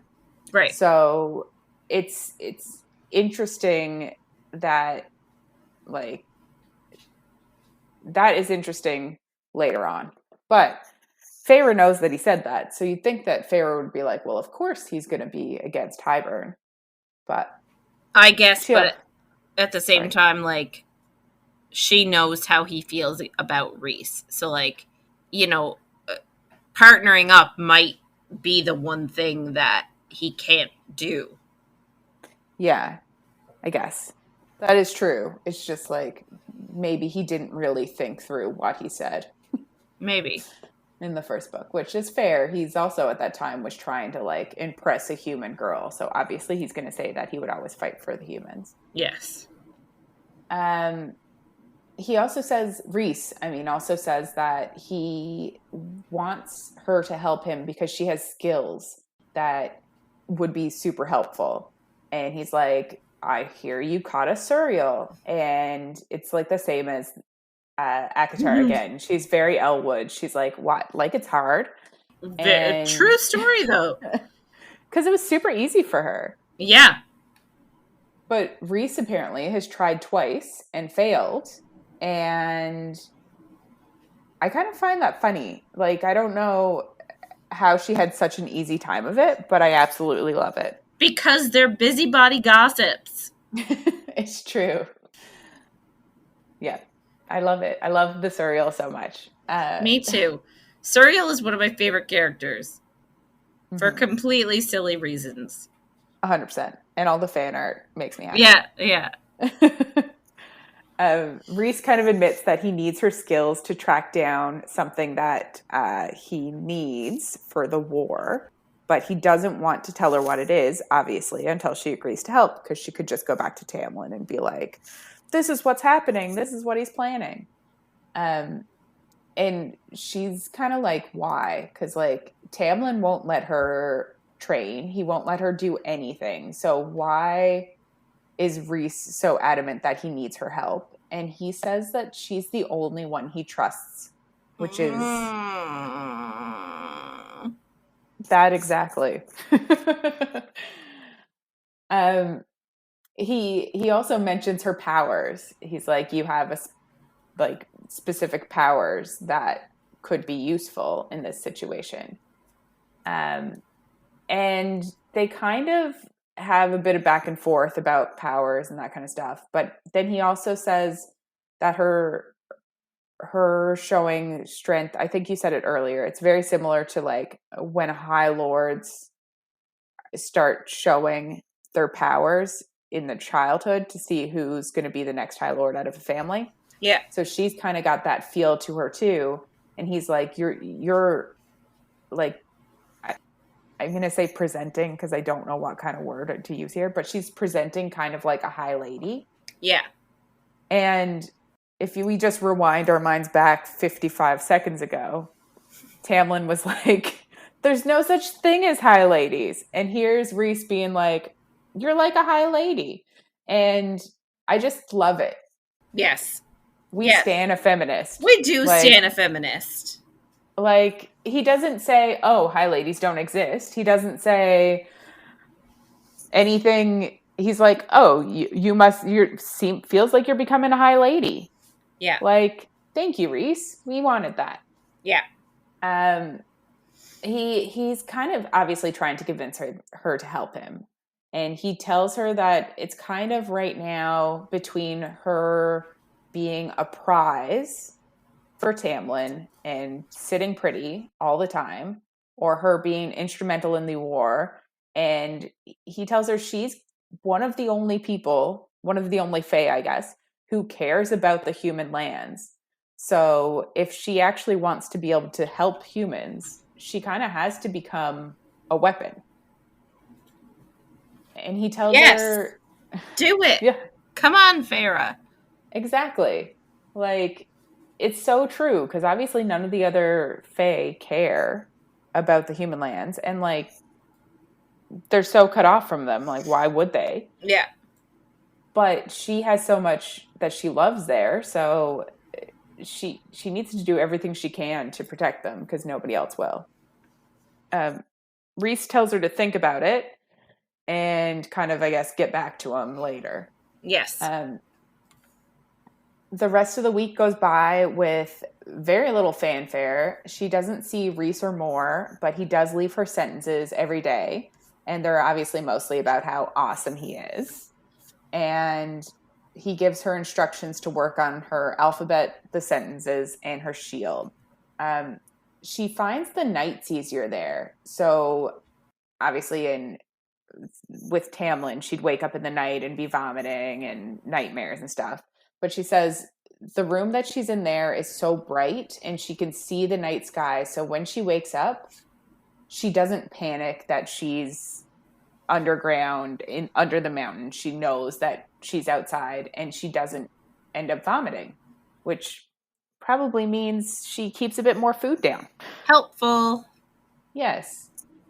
It's kind of interesting after this point that she doesn't ask for a new room. Like, if she realizes that, like, windows and all that stuff would help her, like, when she goes back to the spring court, you'd think that she would be like, hey, Tamlin, I need to sleep somewhere where I can see the outdoors. Or, like, I don't know. Yeah, but I guess they're so used to not communicating that why would she feel the need to ask something like that? Well, that's true. And I also feel like if she went back there and was like, hey, I noticed I slept better over there. And I can see the night sky. Yeah, that's true. Fuck. Like, I feel like that would not go over well. No, that is so true. So. Yeah. He probably closes the blinds so that she can't see the night sky because it reminds him of Rhysand. Fuck. Oh, how childish. So childish. Such a jackass. That's true. So the next morning, Feyre gets up, and she really is an eavesdropper. Like, she stops to listen to Rhys and Moore talk. But, like, but I will say that that's a trait that she carries over. Like, she's always been an eavesdropper. Oh, yeah. Remember in the first book, she would, like, outside the door, she'd be listening to, like, Tamlin and Lucien talk. Yeah. And now it's, like, the same thing. Exact same. Yeah. Anyway. It's funny. So it's kind of hard to piece together what they're saying, but they bring up Asriel, and Rhys also doesn't make Mor shut up when he notices that Feyre is there. Another comparison. Yeah, exactly. It's very different than what Tamlin would do. And he basically like motions for Mor to continue talking, and she says that a temple was raided and all the priestesses were murdered, and there was no real sign of how the murderers got in and out. Rhys kind of like loses his cool here in a bit of a way. Like his wings come out and he's clearly upset, but it's another parallel because yes, he couldn't really, well, maybe he could, I don't know. It seems like maybe he couldn't control the change, kind of like happens with Tamlin and his nails. Mm-hmm. But he then calmly asks Mor what Asriel said about it. And it's just very different than how Tamlin reacts when like he's angry, his claws come out, and then he is yelling and bitching. So yeah, everybody knows about it, and Lucian takes the brunt of it. Yes, exactly. And like it's very when I was reading it, all I could think was like Rhys is Dumbledore in the books and Tamlin is Dumbledore in the movies. Did you put your name in the goblet of fire? Exactly that scene. I like that you knew what I was talking about. Of course I did. I know. Oh, so good. But that's all I could think about. Yeah. She says, anyway, yeah. So she says that Asriel is pissed and Cassian thinks it may have been an Illyrian group. Apparently the Illyrians are a group of warriors native to the Night Court. And Rhys kind of mentions that he's been hunting down any of the Illyrian groups that were traitorous and that sided with Amarantha. So there's a lot of information. Yeah. But we'll get into it later. Yeah, That's what I'll say. It'll get more clear as we go on. Exactly. Mor kind of looks at Feyre and tells Rhys that Az and Cassian are waiting in the usual spot, which Feyre takes a bit of offense to. And she's like a bit offended that like Mor is keeping something from her. And I'm like, this is so much more than Tamlin ever would give her. So I think she should just be happy with it. Like, yeah. Especially since she goes back and divulges everything. So I'm like, I don't think you can be mad that. Anyway, I just thought it was a bit childish on her part. Yes, I agree. She also is a child. She's 20 now because her birthday was December. Yes. Anyway. Mor then winnows away, and Feyre asks Rhys how winnowing works. And he kind of explains it's like 2 different points on a cloth, and where you are, where you want to be are the points.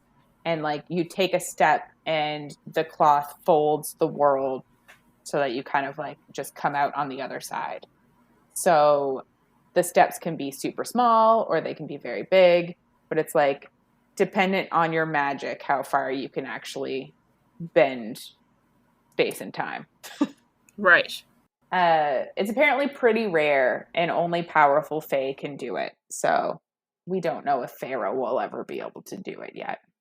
But like, do we know anyone else who does it? Rhys can do it and Mor can do it. Yeah. Do we know if Tamlin and Lucian can do it? I don't know if we know yet if they can. Unsure.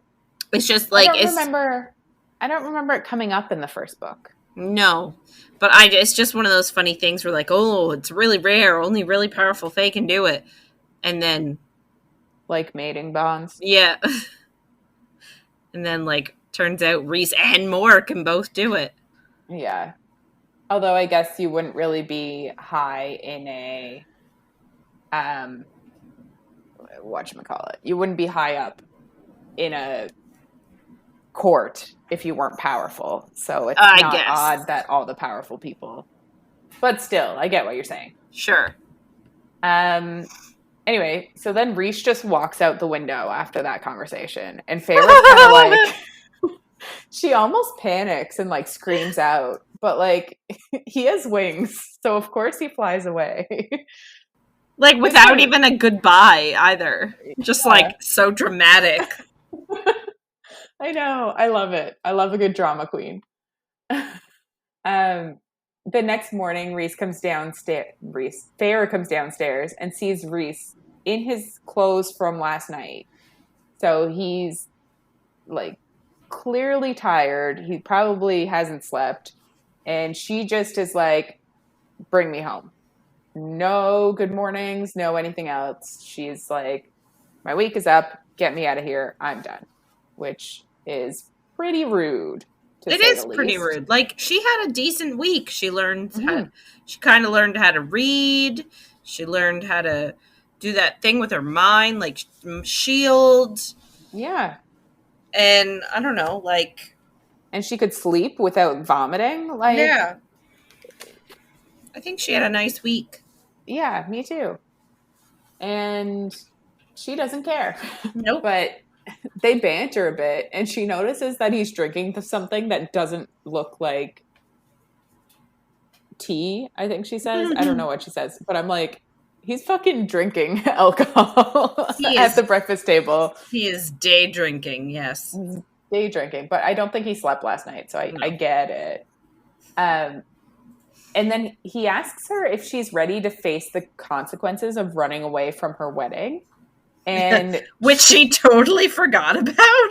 She did. Like, she completely forgot that was a thing during this week, which, like, I can't imagine just forgetting that. I feel like I would have, like, embarrassment dreams about that for the rest of my life. But anyway, she kind of realizes, oh, shit, I'm not ready to deal with that. So she asks again, and she's a bit more polite. And he responds and he's like, well, I'll tell Moore that you said goodbye. And she's like, I haven't seen her at all this entire time I've been here. And he says, yeah, but you didn't go talk to her. She didn't want to bother you. Like, if you had have gone down and talked to her, then she would have hung out with you. And I just find that kind of sad because I feel like Feyre really could have used a friend. Yeah, she really needs one. She does. One that's not like a manipulative beach. It's true. He asks her if she thought about his offer. And I feel like she hasn't at all. Nope. But she kind of says she'll tell him next month. Which, do you know what? It's a step in the direction. The fact that she's already like, okay, see you next month. You know what I mean? Like, yeah, definitely. I agree. And the fact that she doesn't outright just say, no, I'm definitely not working with you. Like, fuck off. Exactly. So I do think it is a step in the right direction. He kind of reminds her that he's not her enemy, but she retorts and she's like, you're Tamlin's enemy. So because of that, you're my enemy too. Which is like, that's not how that works. It's not how life works. No. He asks if he really is, and then she's like, well, free me from the bargain. And he says he can't. Can't or won't, though, is the thing. Yeah, I think that's exactly what she says to him. Oh my god, I'm just like Feyre. He winnows her home, and she finds Tamlin in the study, which is like, I don't know. I would have thought that he'd be like looking out the window every now and then, checking on when she'd be back. But also, that's one of the rooms that she can't go in. Yeah. But did she go in it? I think she does, because I think she goes in there and then everybody else leaves and they start making out. Well, in a minute.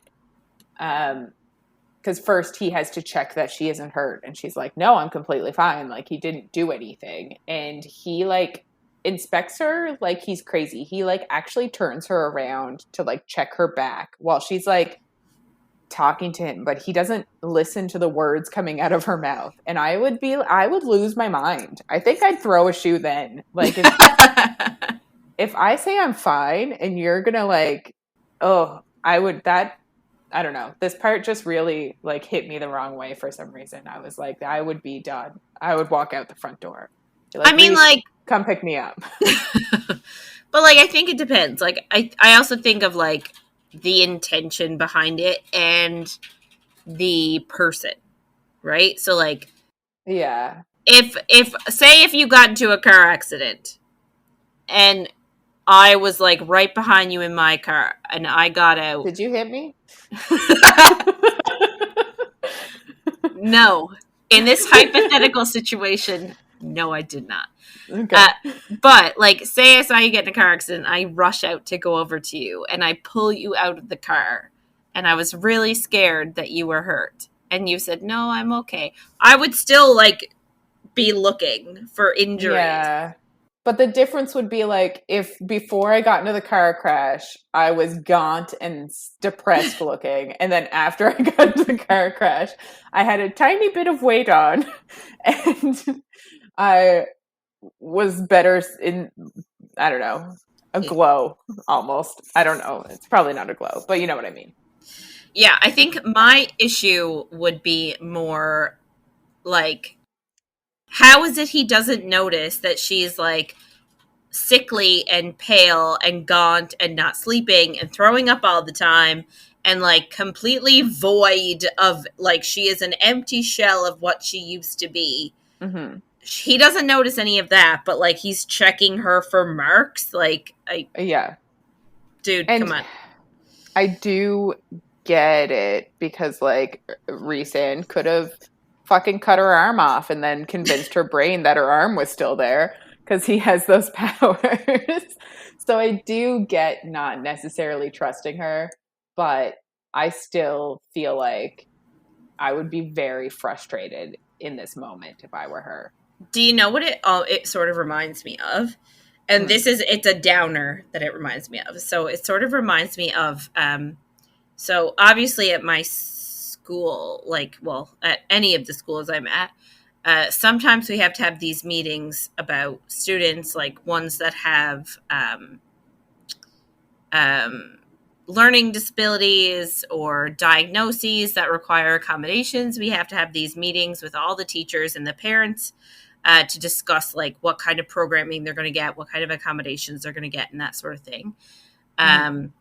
And every once in a while, you have to have a meeting like that with a parent, but sometimes the child has been removed from the home due to its inability to be safe for the child.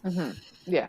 But yet the parent is still the official guardian on paper. So programming, stuff like that, you still have to talk to that parent.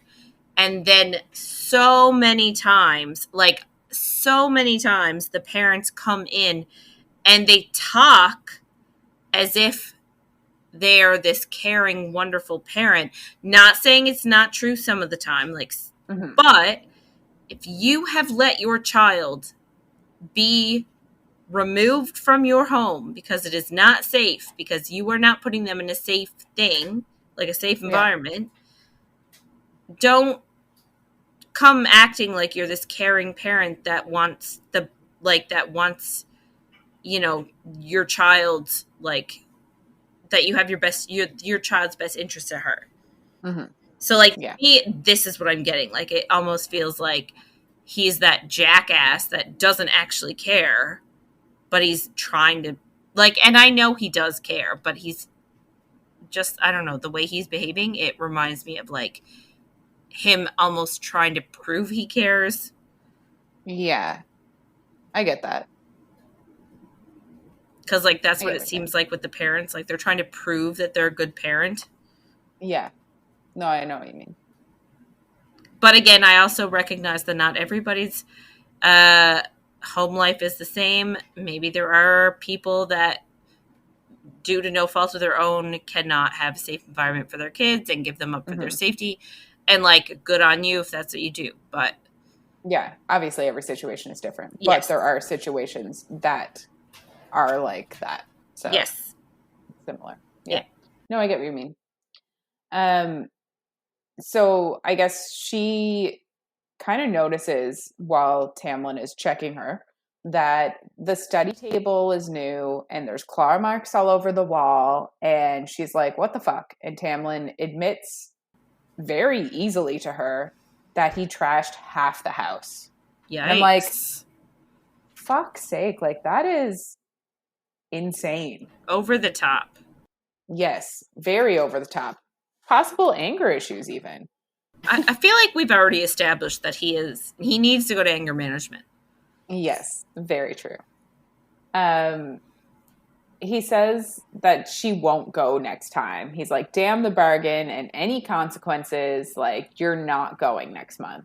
And she kind of knows it's an empty threat, but she also knows that, like, Tamlin can't really help how he feels. He's a protector, which is, like, the main thing she keeps saying over and over to herself. They kind of, like, they start to make out, like I said earlier, and he ends up interrupting her and says he needs to ask her questions. And Feyre just wants the D. But yep. Tamlin calls Lucien back to question her. And he apologizes, and she kind of does try to, like, empathize with him, but she also feels like he's interrogating her, which is not really what you want from your partner. No, it is not. He says that they need to know everything, and she kind of goes along with it, but she thinks back to Rhys saying that he trusts her, and she starts to feel a bit shitty telling Tamlin everything that she saw and heard. She asks Tamlin if he thinks she might have the abilities that, like, Rhys brought up, like powers from different High Lords, and she can tell by the way that, like, Lucien's kind of looking away and the way that Tamlin's acting that they kind of already suspected this and just didn't tell her. Ugh. Which I know. Not telling people something about their own bodies. But Lucien also says it's something that, like, other High Lords would kill for. Like, if they think that some of their power was given to Feyre, they would kill her just so that nobody else had that drop of power. Or maybe they could even get that drop back by killing her. So she also says that she feels like Lucien is, like, examining her very closely, and that his eye specifically is, like, trying to see into her blood to see if it has power, which is, like, intense wording, and I kind of makes me wonder again what Lucien's eye does, and I really hope we get that at some point, because it's very intriguing, I'll say. Yeah, it's a weird eye, his mechanical eye. It is. So Tamlin tells her that she's a target now, and training her for her powers would only draw attention to it, because if she starts training, people might notice that she has a bunch of different kinds of powers, and then they would kill her, I guess. Yeah. Or and he's just like, I'll protect you, you don't have to worry about it. She tries to argue that she could help against Highburn, and they kind of dismiss her and tell her that there isn't going to be a war. And she argues that Rhys is sure there is going to be. And Tamlin kind of refuses to listen. He's like, Rhys doesn't know everything. There's no training going to happen here, and there's no war coming. And she just backs down. Yeah, he's being a stubborn hole. He's being very stubborn, but she's not really herself. No. Which, obviously, that's very obvious. But, like, in the first book, she never would have backed down here. But she absolutely does. A week passes, and she only sees Tamlin for one day before he needs to go to the borders. And the rest of the week is the normal vomiting at nightmares, talking to Ianthe, and keeping to the manor. Tamlin does come back to watch over the tithe. And I hate this scene. And I know that taxes are a thing in our lives. Is that why you hate it? Is it too reminiscent of life? No, that's not what I mean. Like, I know taxes are real and like, but we don't actually know what Tamlin does with this money. Is, I guess, my bigger issue with it, because like taxes, I know. Well, I guess Lucian, when he explains the tithe, he says that it goes to the running of the household. Oh, okay. So why do they need it? Because they have so much. Anyway, if it went back to the people, then sure, I'd understand it. But like, I guess that's the I guess that's the thing about land ownership. Like when you same thing. Like that's how Darcy was rich. Yeah. Right. Same thing. He collected rent from his tenants. Like he got money from the people that lived on his land. So it's the same thing. Yeah. Yeah. And I guess he does like protect them ish. But anyway. And I also understand that we're supposed to hate this, but Feyre sits next to Tamlin and he's getting all the taxes from the members of his court, and it really does sound like awful, but like awful in a boring way, because she's like, by 4 hours in, she no longer wants to listen to people. And I'm like, that is completely fair. 4 hours of just sitting there and like people coming up to you does not sound fun.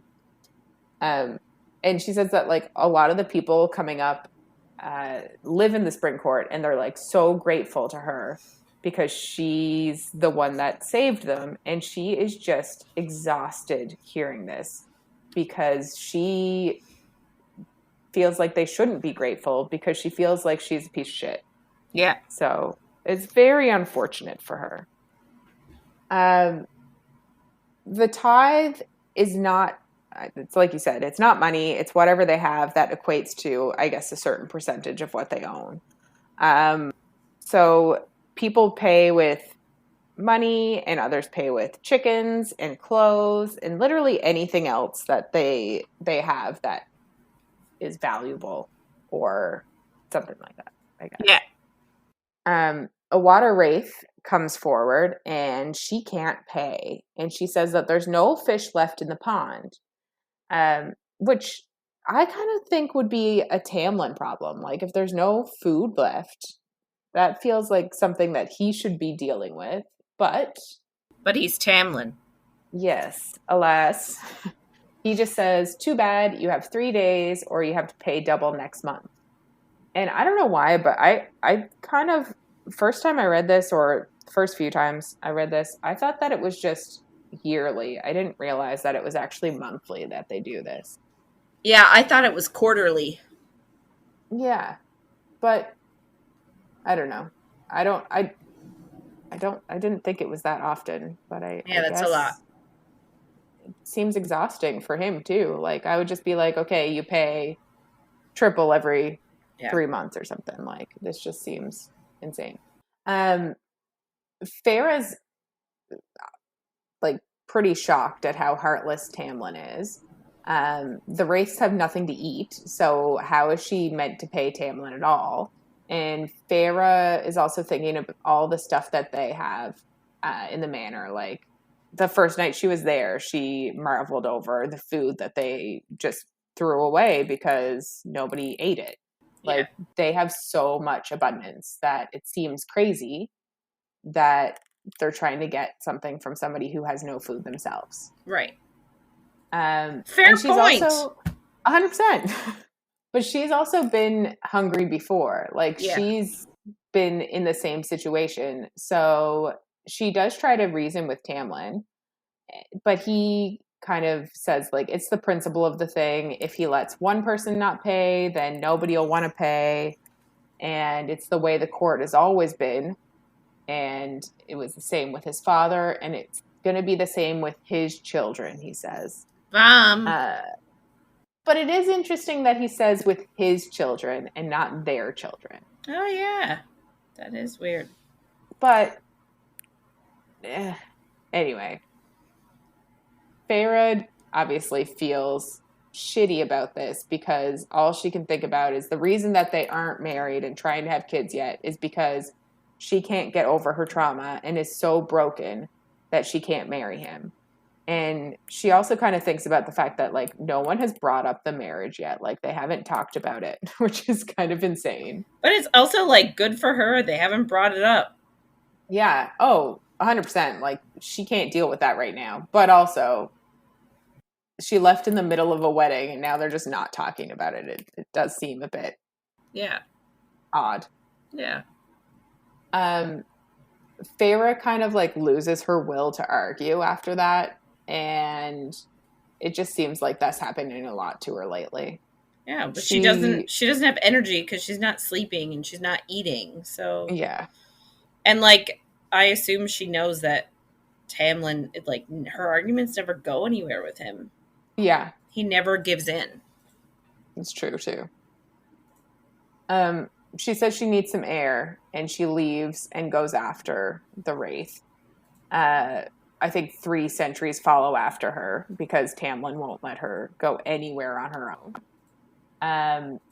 She asks the Wraith, like, how much she owes, and she just ends up giving her basically all of the jewelry that she's wearing to help pay for her tithe.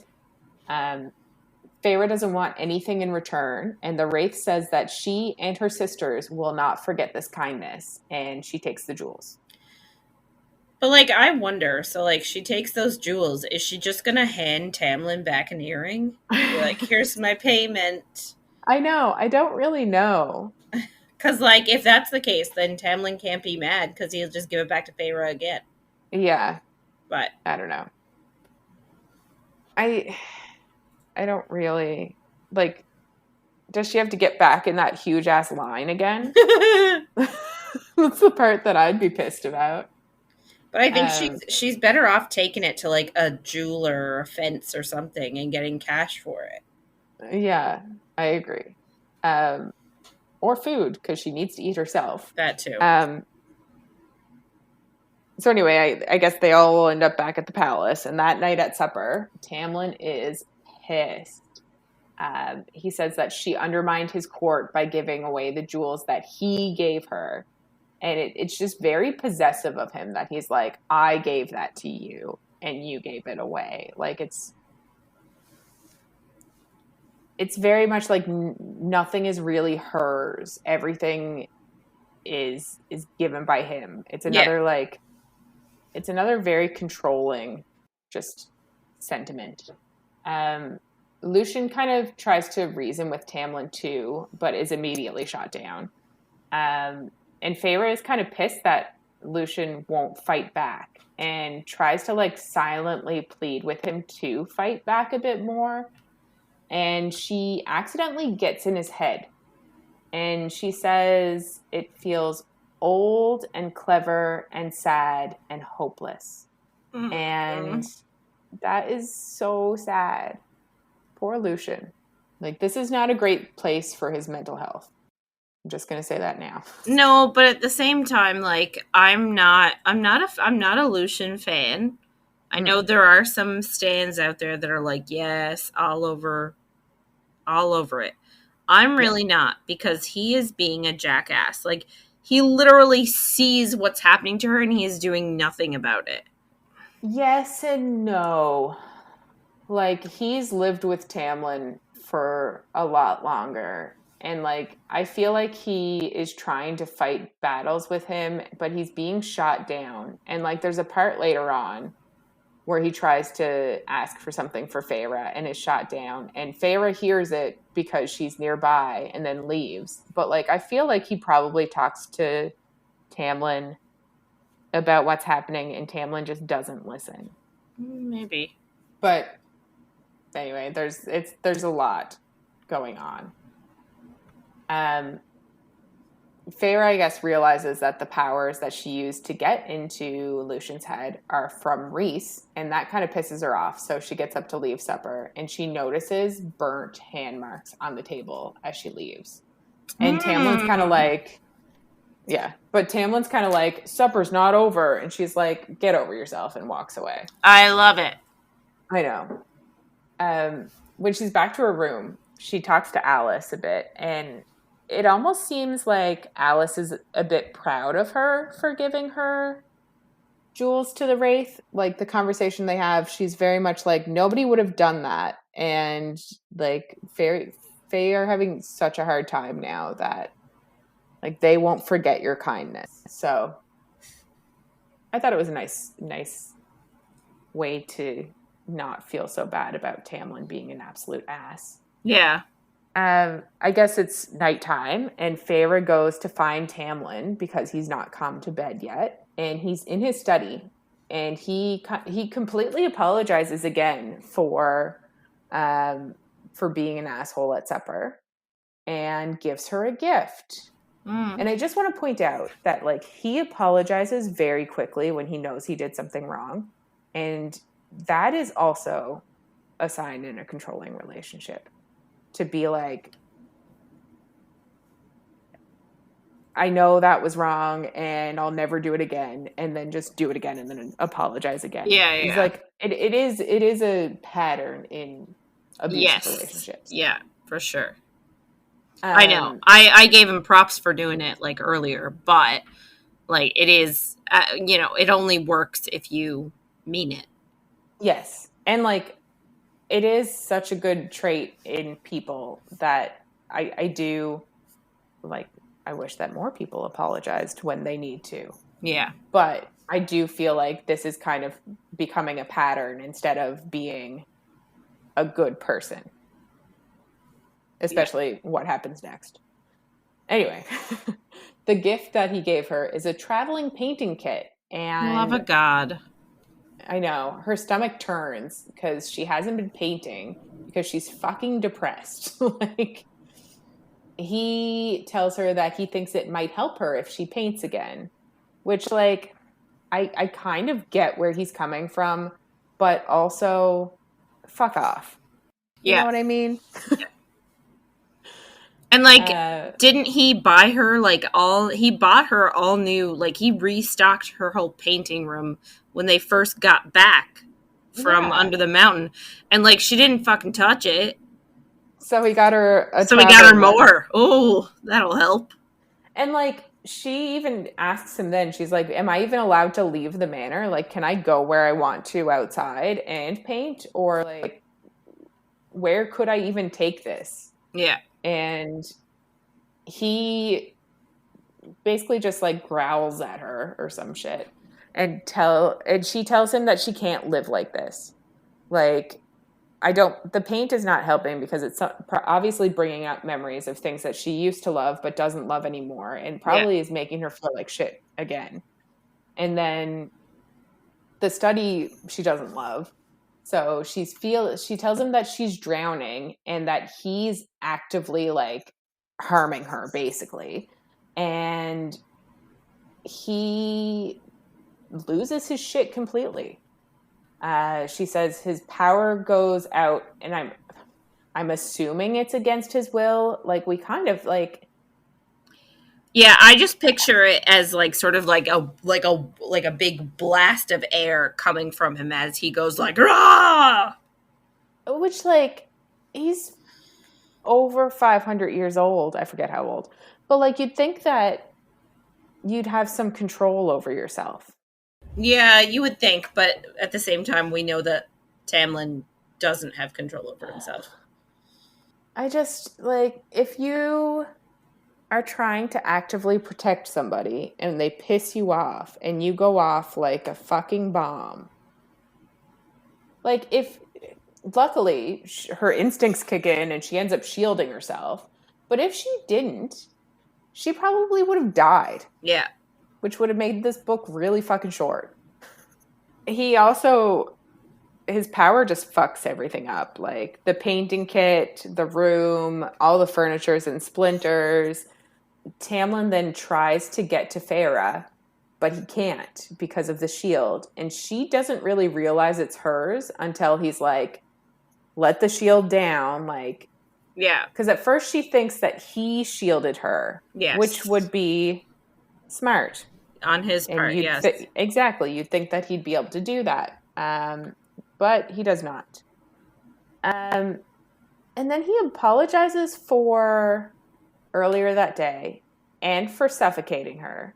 But he doesn't really apologize for blowing up the study and almost killing her. Which, like, he doesn't need to. What are you talking about? Right? Like, I feel like he doesn't think that that's an issue, which is its own issue. But I feel like he doesn't think that that's his fault. Oh, yeah, maybe. Right? Like, he probably thinks that it was either an accident or it's her fault for making him upset. Oh, my God. Yeah, I guess. Right? I feel like that's one of our two options. Yes, that's true. Yeah, it's probably that. Oh, I hate that so much. She says that he apologizes for days with sex because that's like the only thing that they can agree on. And he does let up a tiny bit on the guards. Like, he let her go for a ride by herself. Woo! Right? Some freedom. I can't believe it. Apparently, he's gone a lot of days, so she practiced reading and shielding, mental and physical now, because she realizes she can put up a physical shield. She doesn't talk to anyone some days, and she keeps sleeping later and later every day. So it's very, very, very much depression. We're lucky that she's even trying to read and shield. Yeah. Rhys shows up again. I guess it's been another month, and when he sees Feyre, he asks if they're running low on food. So, like, clearly she's looking very gaunt, and she even puts her night court clothes back on that she wore a month ago, and they're loose on her. So it's only been a month, and she's apparently lost enough weight that her clothes are fitting differently.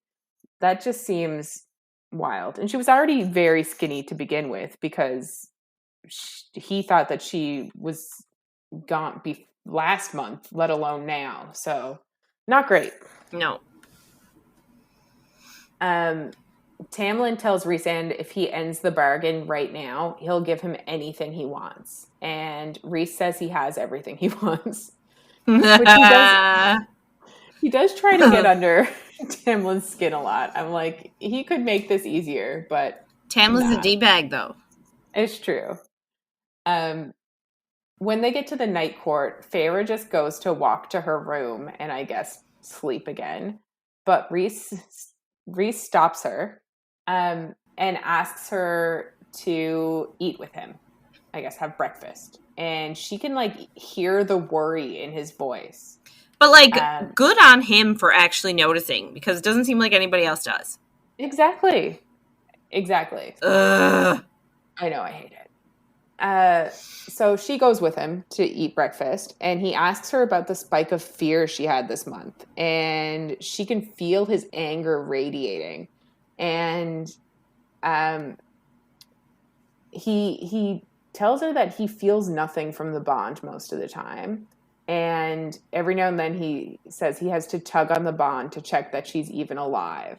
Yikes. So it's just another insight into how depressed she is, really, how numb she's feeling. And obviously the spike of fear was when the study got fucked up. But Rhys asks if she'll like start helping him, and he says that he needs her to, but she refuses. And she says there won't necessarily be a war, and Tamlin's being better lately, and she thinks to herself that she doesn't even really have the energy to ask why Rhysand needs her, and she can't care about anything else right now. It's very sad. Yeah, she is like severe PTSD right now. Yes. So Reese ends up leaving for the week after testing her reading and shielding. And she spends the week basically in the library reading she's reading one book. And I don't mean that in a bad way. I just mean like she's actually making her way through a novel, which is pretty impressive, really. Yeah.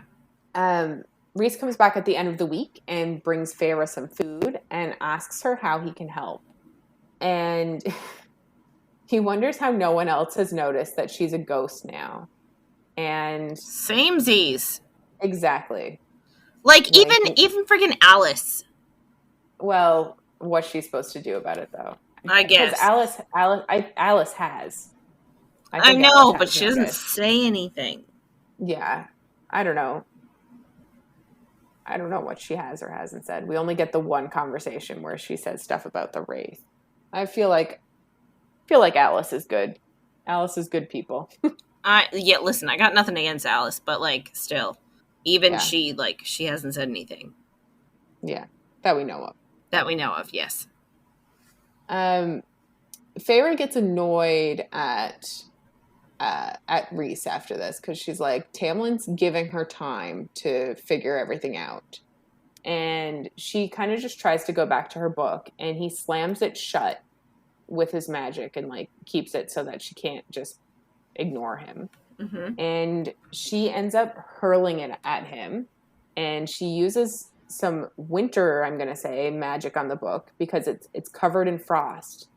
And he asks her if she has anything else, and she shows some fire magic after that. And he's just kind of relieved that she's had an emotion. Yeah. Because again, she's been this like crazy empty shell this entire time. Yeah, exactly. Reese brings her back, I think, the next morning, and Tamlin tells Feyre to get inside. And she knows from the tone of his voice that like any freedom she had is now gone. Like there's no way she's going to be allowed to go on solo rides anymore. And as she's walking away, Reese tells her to fight it and then disappears. Mm. It is very sweet. He's the only one that really cares. I know. It's so sad. Especially since, like, she just got back, and again, Tamlin asks her to recount everything that she learned. And, like, it's just so shitty. Yeah. Tamlin and Lucien need to leave for a threat, and she is left in the manor mostly alone again. So she says she reads every day, and when they get home, Tamlin and Ianthe go to talk in the study, and they go to like basically leave her out of it again, like they do with every conversation. And she notices some red behind her. And before she realizes that it's only Lucien, her hands start to grow claws. No one but Lucien really noticed it. And he takes her away to chat about it. And she says, like, this is the first time it's ever happened. But he tells her that he will ask Tamlin tonight to let her train, since like she's getting these powers anyway. She would be better off knowing how to use them instead of like just them popping out in claws all the time like Tamlin. Mm-hmm. So she goes to walk down to supper, and she can hear Tamlin, Lucien, and Ianthe debating her training her powers. And she listens to Lucien fight for her. And he is, I'll give him that. But then Ianthe is telling them that if anyone learns of her power, she'll be hunted or taken to breed by another High Lord, which is gross. Yeah. Just saying. Ianthe even brings up Reese and is like, one of these days, Reese won't bring her back. And you're like, ugh. So, exactly. Tamlin loses his shit and says no. And Feyre just like turns around and goes back upstairs and goes to bed without eating. You're like, good, this is exactly what she needs. Yeah, because she's not skinny enough. Yeah. The next day when Feyre gets up, there are guards everywhere in the estate. And she's kind of feels like if she has to stay inside today, she's going to go crazy. So she goes to ask Tamlin to let her do something. But before she gets to his study, he comes out with Lucien, and he's dressed to leave. and she's just asked to go with him. But obviously, it's too dangerous. And Story of her life. Right? But going under the mountain wasn't too dangerous. He also throws her depression in her face, like, even though he's not dealing with his trauma either. Like, he's like, you can't even sleep at night. Like, how are you going to handle yourself if we go somewhere where you could get in trouble? Ugh. And she's like, you can't sleep through the night either. And he's a big dick. He is. And he has one. But Feyre kind of has a realization here too. She's like, the girl who needed protecting died under the mountain, and she can't go back to that life. She needs to do something. And she basically just tells Tamlin that she's coming with them, and she doesn't care, like, if they don't want her to. She's just going to follow them. And as he's leaving, he shields the house so that she can't leave. And she walks towards the door, and it's wide open, and she is stopped by, like, a wall of air. And Lucien tells her that there's no use in trying. Tamlin shielded the entire house to keep her in, and everyone else can leave and get back in, but she can't. So essentially, she's fully trapped in this house, and she has a full-blown panic attack because it's a prison. This is exactly like Under the Mountain was. Like, she's stuck there. So she can't go into the kitchen because the walls start closing in on her, and now she has a literal barrier between her and fresh air. It's just very dumb, and clearly shows that Tamlin doesn't understand her at all. Yeah. Like, I will say I loved this scene just because it shows how, like, on completely opposite ends of everything Feyre and Tamlin are. Like, they he really does not understand her in any way, shape, or form. And then she has this, like, awesome display of power, and I don't know, I just really like it. It's like the start of the new everything. Yeah, it's like she's fighting back a bit. Yeah. Like, it's kind of like her breaking point, I'll say. Yeah. So it's also a very good depiction, I think, of a panic attack. Feyre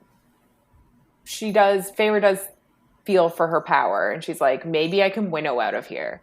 And she's panicking at the same time too, and all of her power encircles her, and she says her wedding ring melts off her finger. But that's the only thing that melts. Like, all of her clothes is fine. Yeah, but it's like she's in this, like, big, gigantic, like, ball of just pure, like, wind and energy and darkness. Like, I think it said that, like, the room got really dark and, like, no one could see. Or, like, in her little area anyway. Yeah. Nobody can get to her, basically. No. And I picture, like, wind whipping around everywhere. Yeah. So she's just on the floor with her power around her, and then a female body comes towards her and picks her up. And she hears Alice ask whoever this person is to take care of Feyre. And then Moore answers and says that they're all lucky that Tamlin wasn't around. Moore has to basically keep telling Feyre that she's free, because she's still kind of, like, thrashing and not really present. Yes. But Moore gives Feyre to Rhys, and it's likely in the summer court is what it seems like, and tells him that it was all done by the book. So basically, if Rhys had gotten her, Tamlin would have been able to start a war over it. So Moore had to go in and get her. Yeah. Moore actually had to, like, walk in, break the barrier on the house, walk in, pick Feyre up, like, cradle her like a baby, walk all the way out of Spring Court into Summer Court before she could hand her off to Rhys, and Rhys can winnow her away. Yeah. Like, and if Rhys had done it, then Tamlin would have been able to like send his Yeah. soldiers over to his court. Yeah. It's wild. Because, Feyre is a piece of property that was stolen. Well, that's what Tamlin thinks. Yes, it is. So she is in Rhys's arms, and she almost immediately calms down and falls asleep, which is interesting. It's telling. Yes, it is. She wakes up in her room in the night court, and Rhys is there. And he tells her that she scared all the servants in Tamlin's house half to death when she wrapped herself in darkness. Love it. Which is like, yeah. Good. It's pretty cool. Good for her. Rhys tells her she can stay there as long as she likes, and he'll take her back to the spring court whenever she wants to go. And he asks her to help him again. And she kind of was like I said, that last scene was her breaking moment. And she's like, he locked me in there. Like, he so willfully misunderstands me as a person that he thought it was safe to lock me in a house when mentally it was the worst thing he could possibly have done for her. So she tells Rhys that she's not going back, at least not right now. And she's kind of like, I'm just going to take it day by day and stay here. She has so many questions about like where her powers come from. And she knows the darkness is from Rhysand, obviously. Yes. So he tells her to rest and that he has to leave for a day or two. But before he can even leave the room, she asks him to take her with him. And she says, please. And it's like the exact same thing that she asked Tamlin. But this time is a little bit different. Rhys tells her that if she goes, she can't tell anyone what she sees ever. Even if she does end up going back to the spring court, she can never tell her friends, in quotation marks, what she sees. Because if she does, people will die. So she agrees that that's fine. And he takes her to a like homey little townhouse in a place called Valaris. Interesting. Yes. So, guys, I know that it's a long week. It was a long week today, jam packed full of stuff. This book has so much in it, and we don't want to skip over anything because it's our favorite. Well, it's my favorite. Yeah. So, apologies if it was a little bit lengthy, but we just love it so much. It's true. So, on that note, we're going to wrap it up for this week. So if you want to get in touch with us and share your thoughts on anything you heard in our episodes, or if you have any book suggestions, you can email us at coffeeandcoread@gmail.com. And be sure to check us out on Twitter, Facebook, and Instagram at Coffee and Co Read. And next week, we're going to be reading chapters 14 to 23 of A Court of Mist and Fury. And make sure to follow along. And if you're enjoying our chats, don't forget to follow, rate, and review wherever you find our content. Thanks for listening, everybody, and we'll see you on the next page.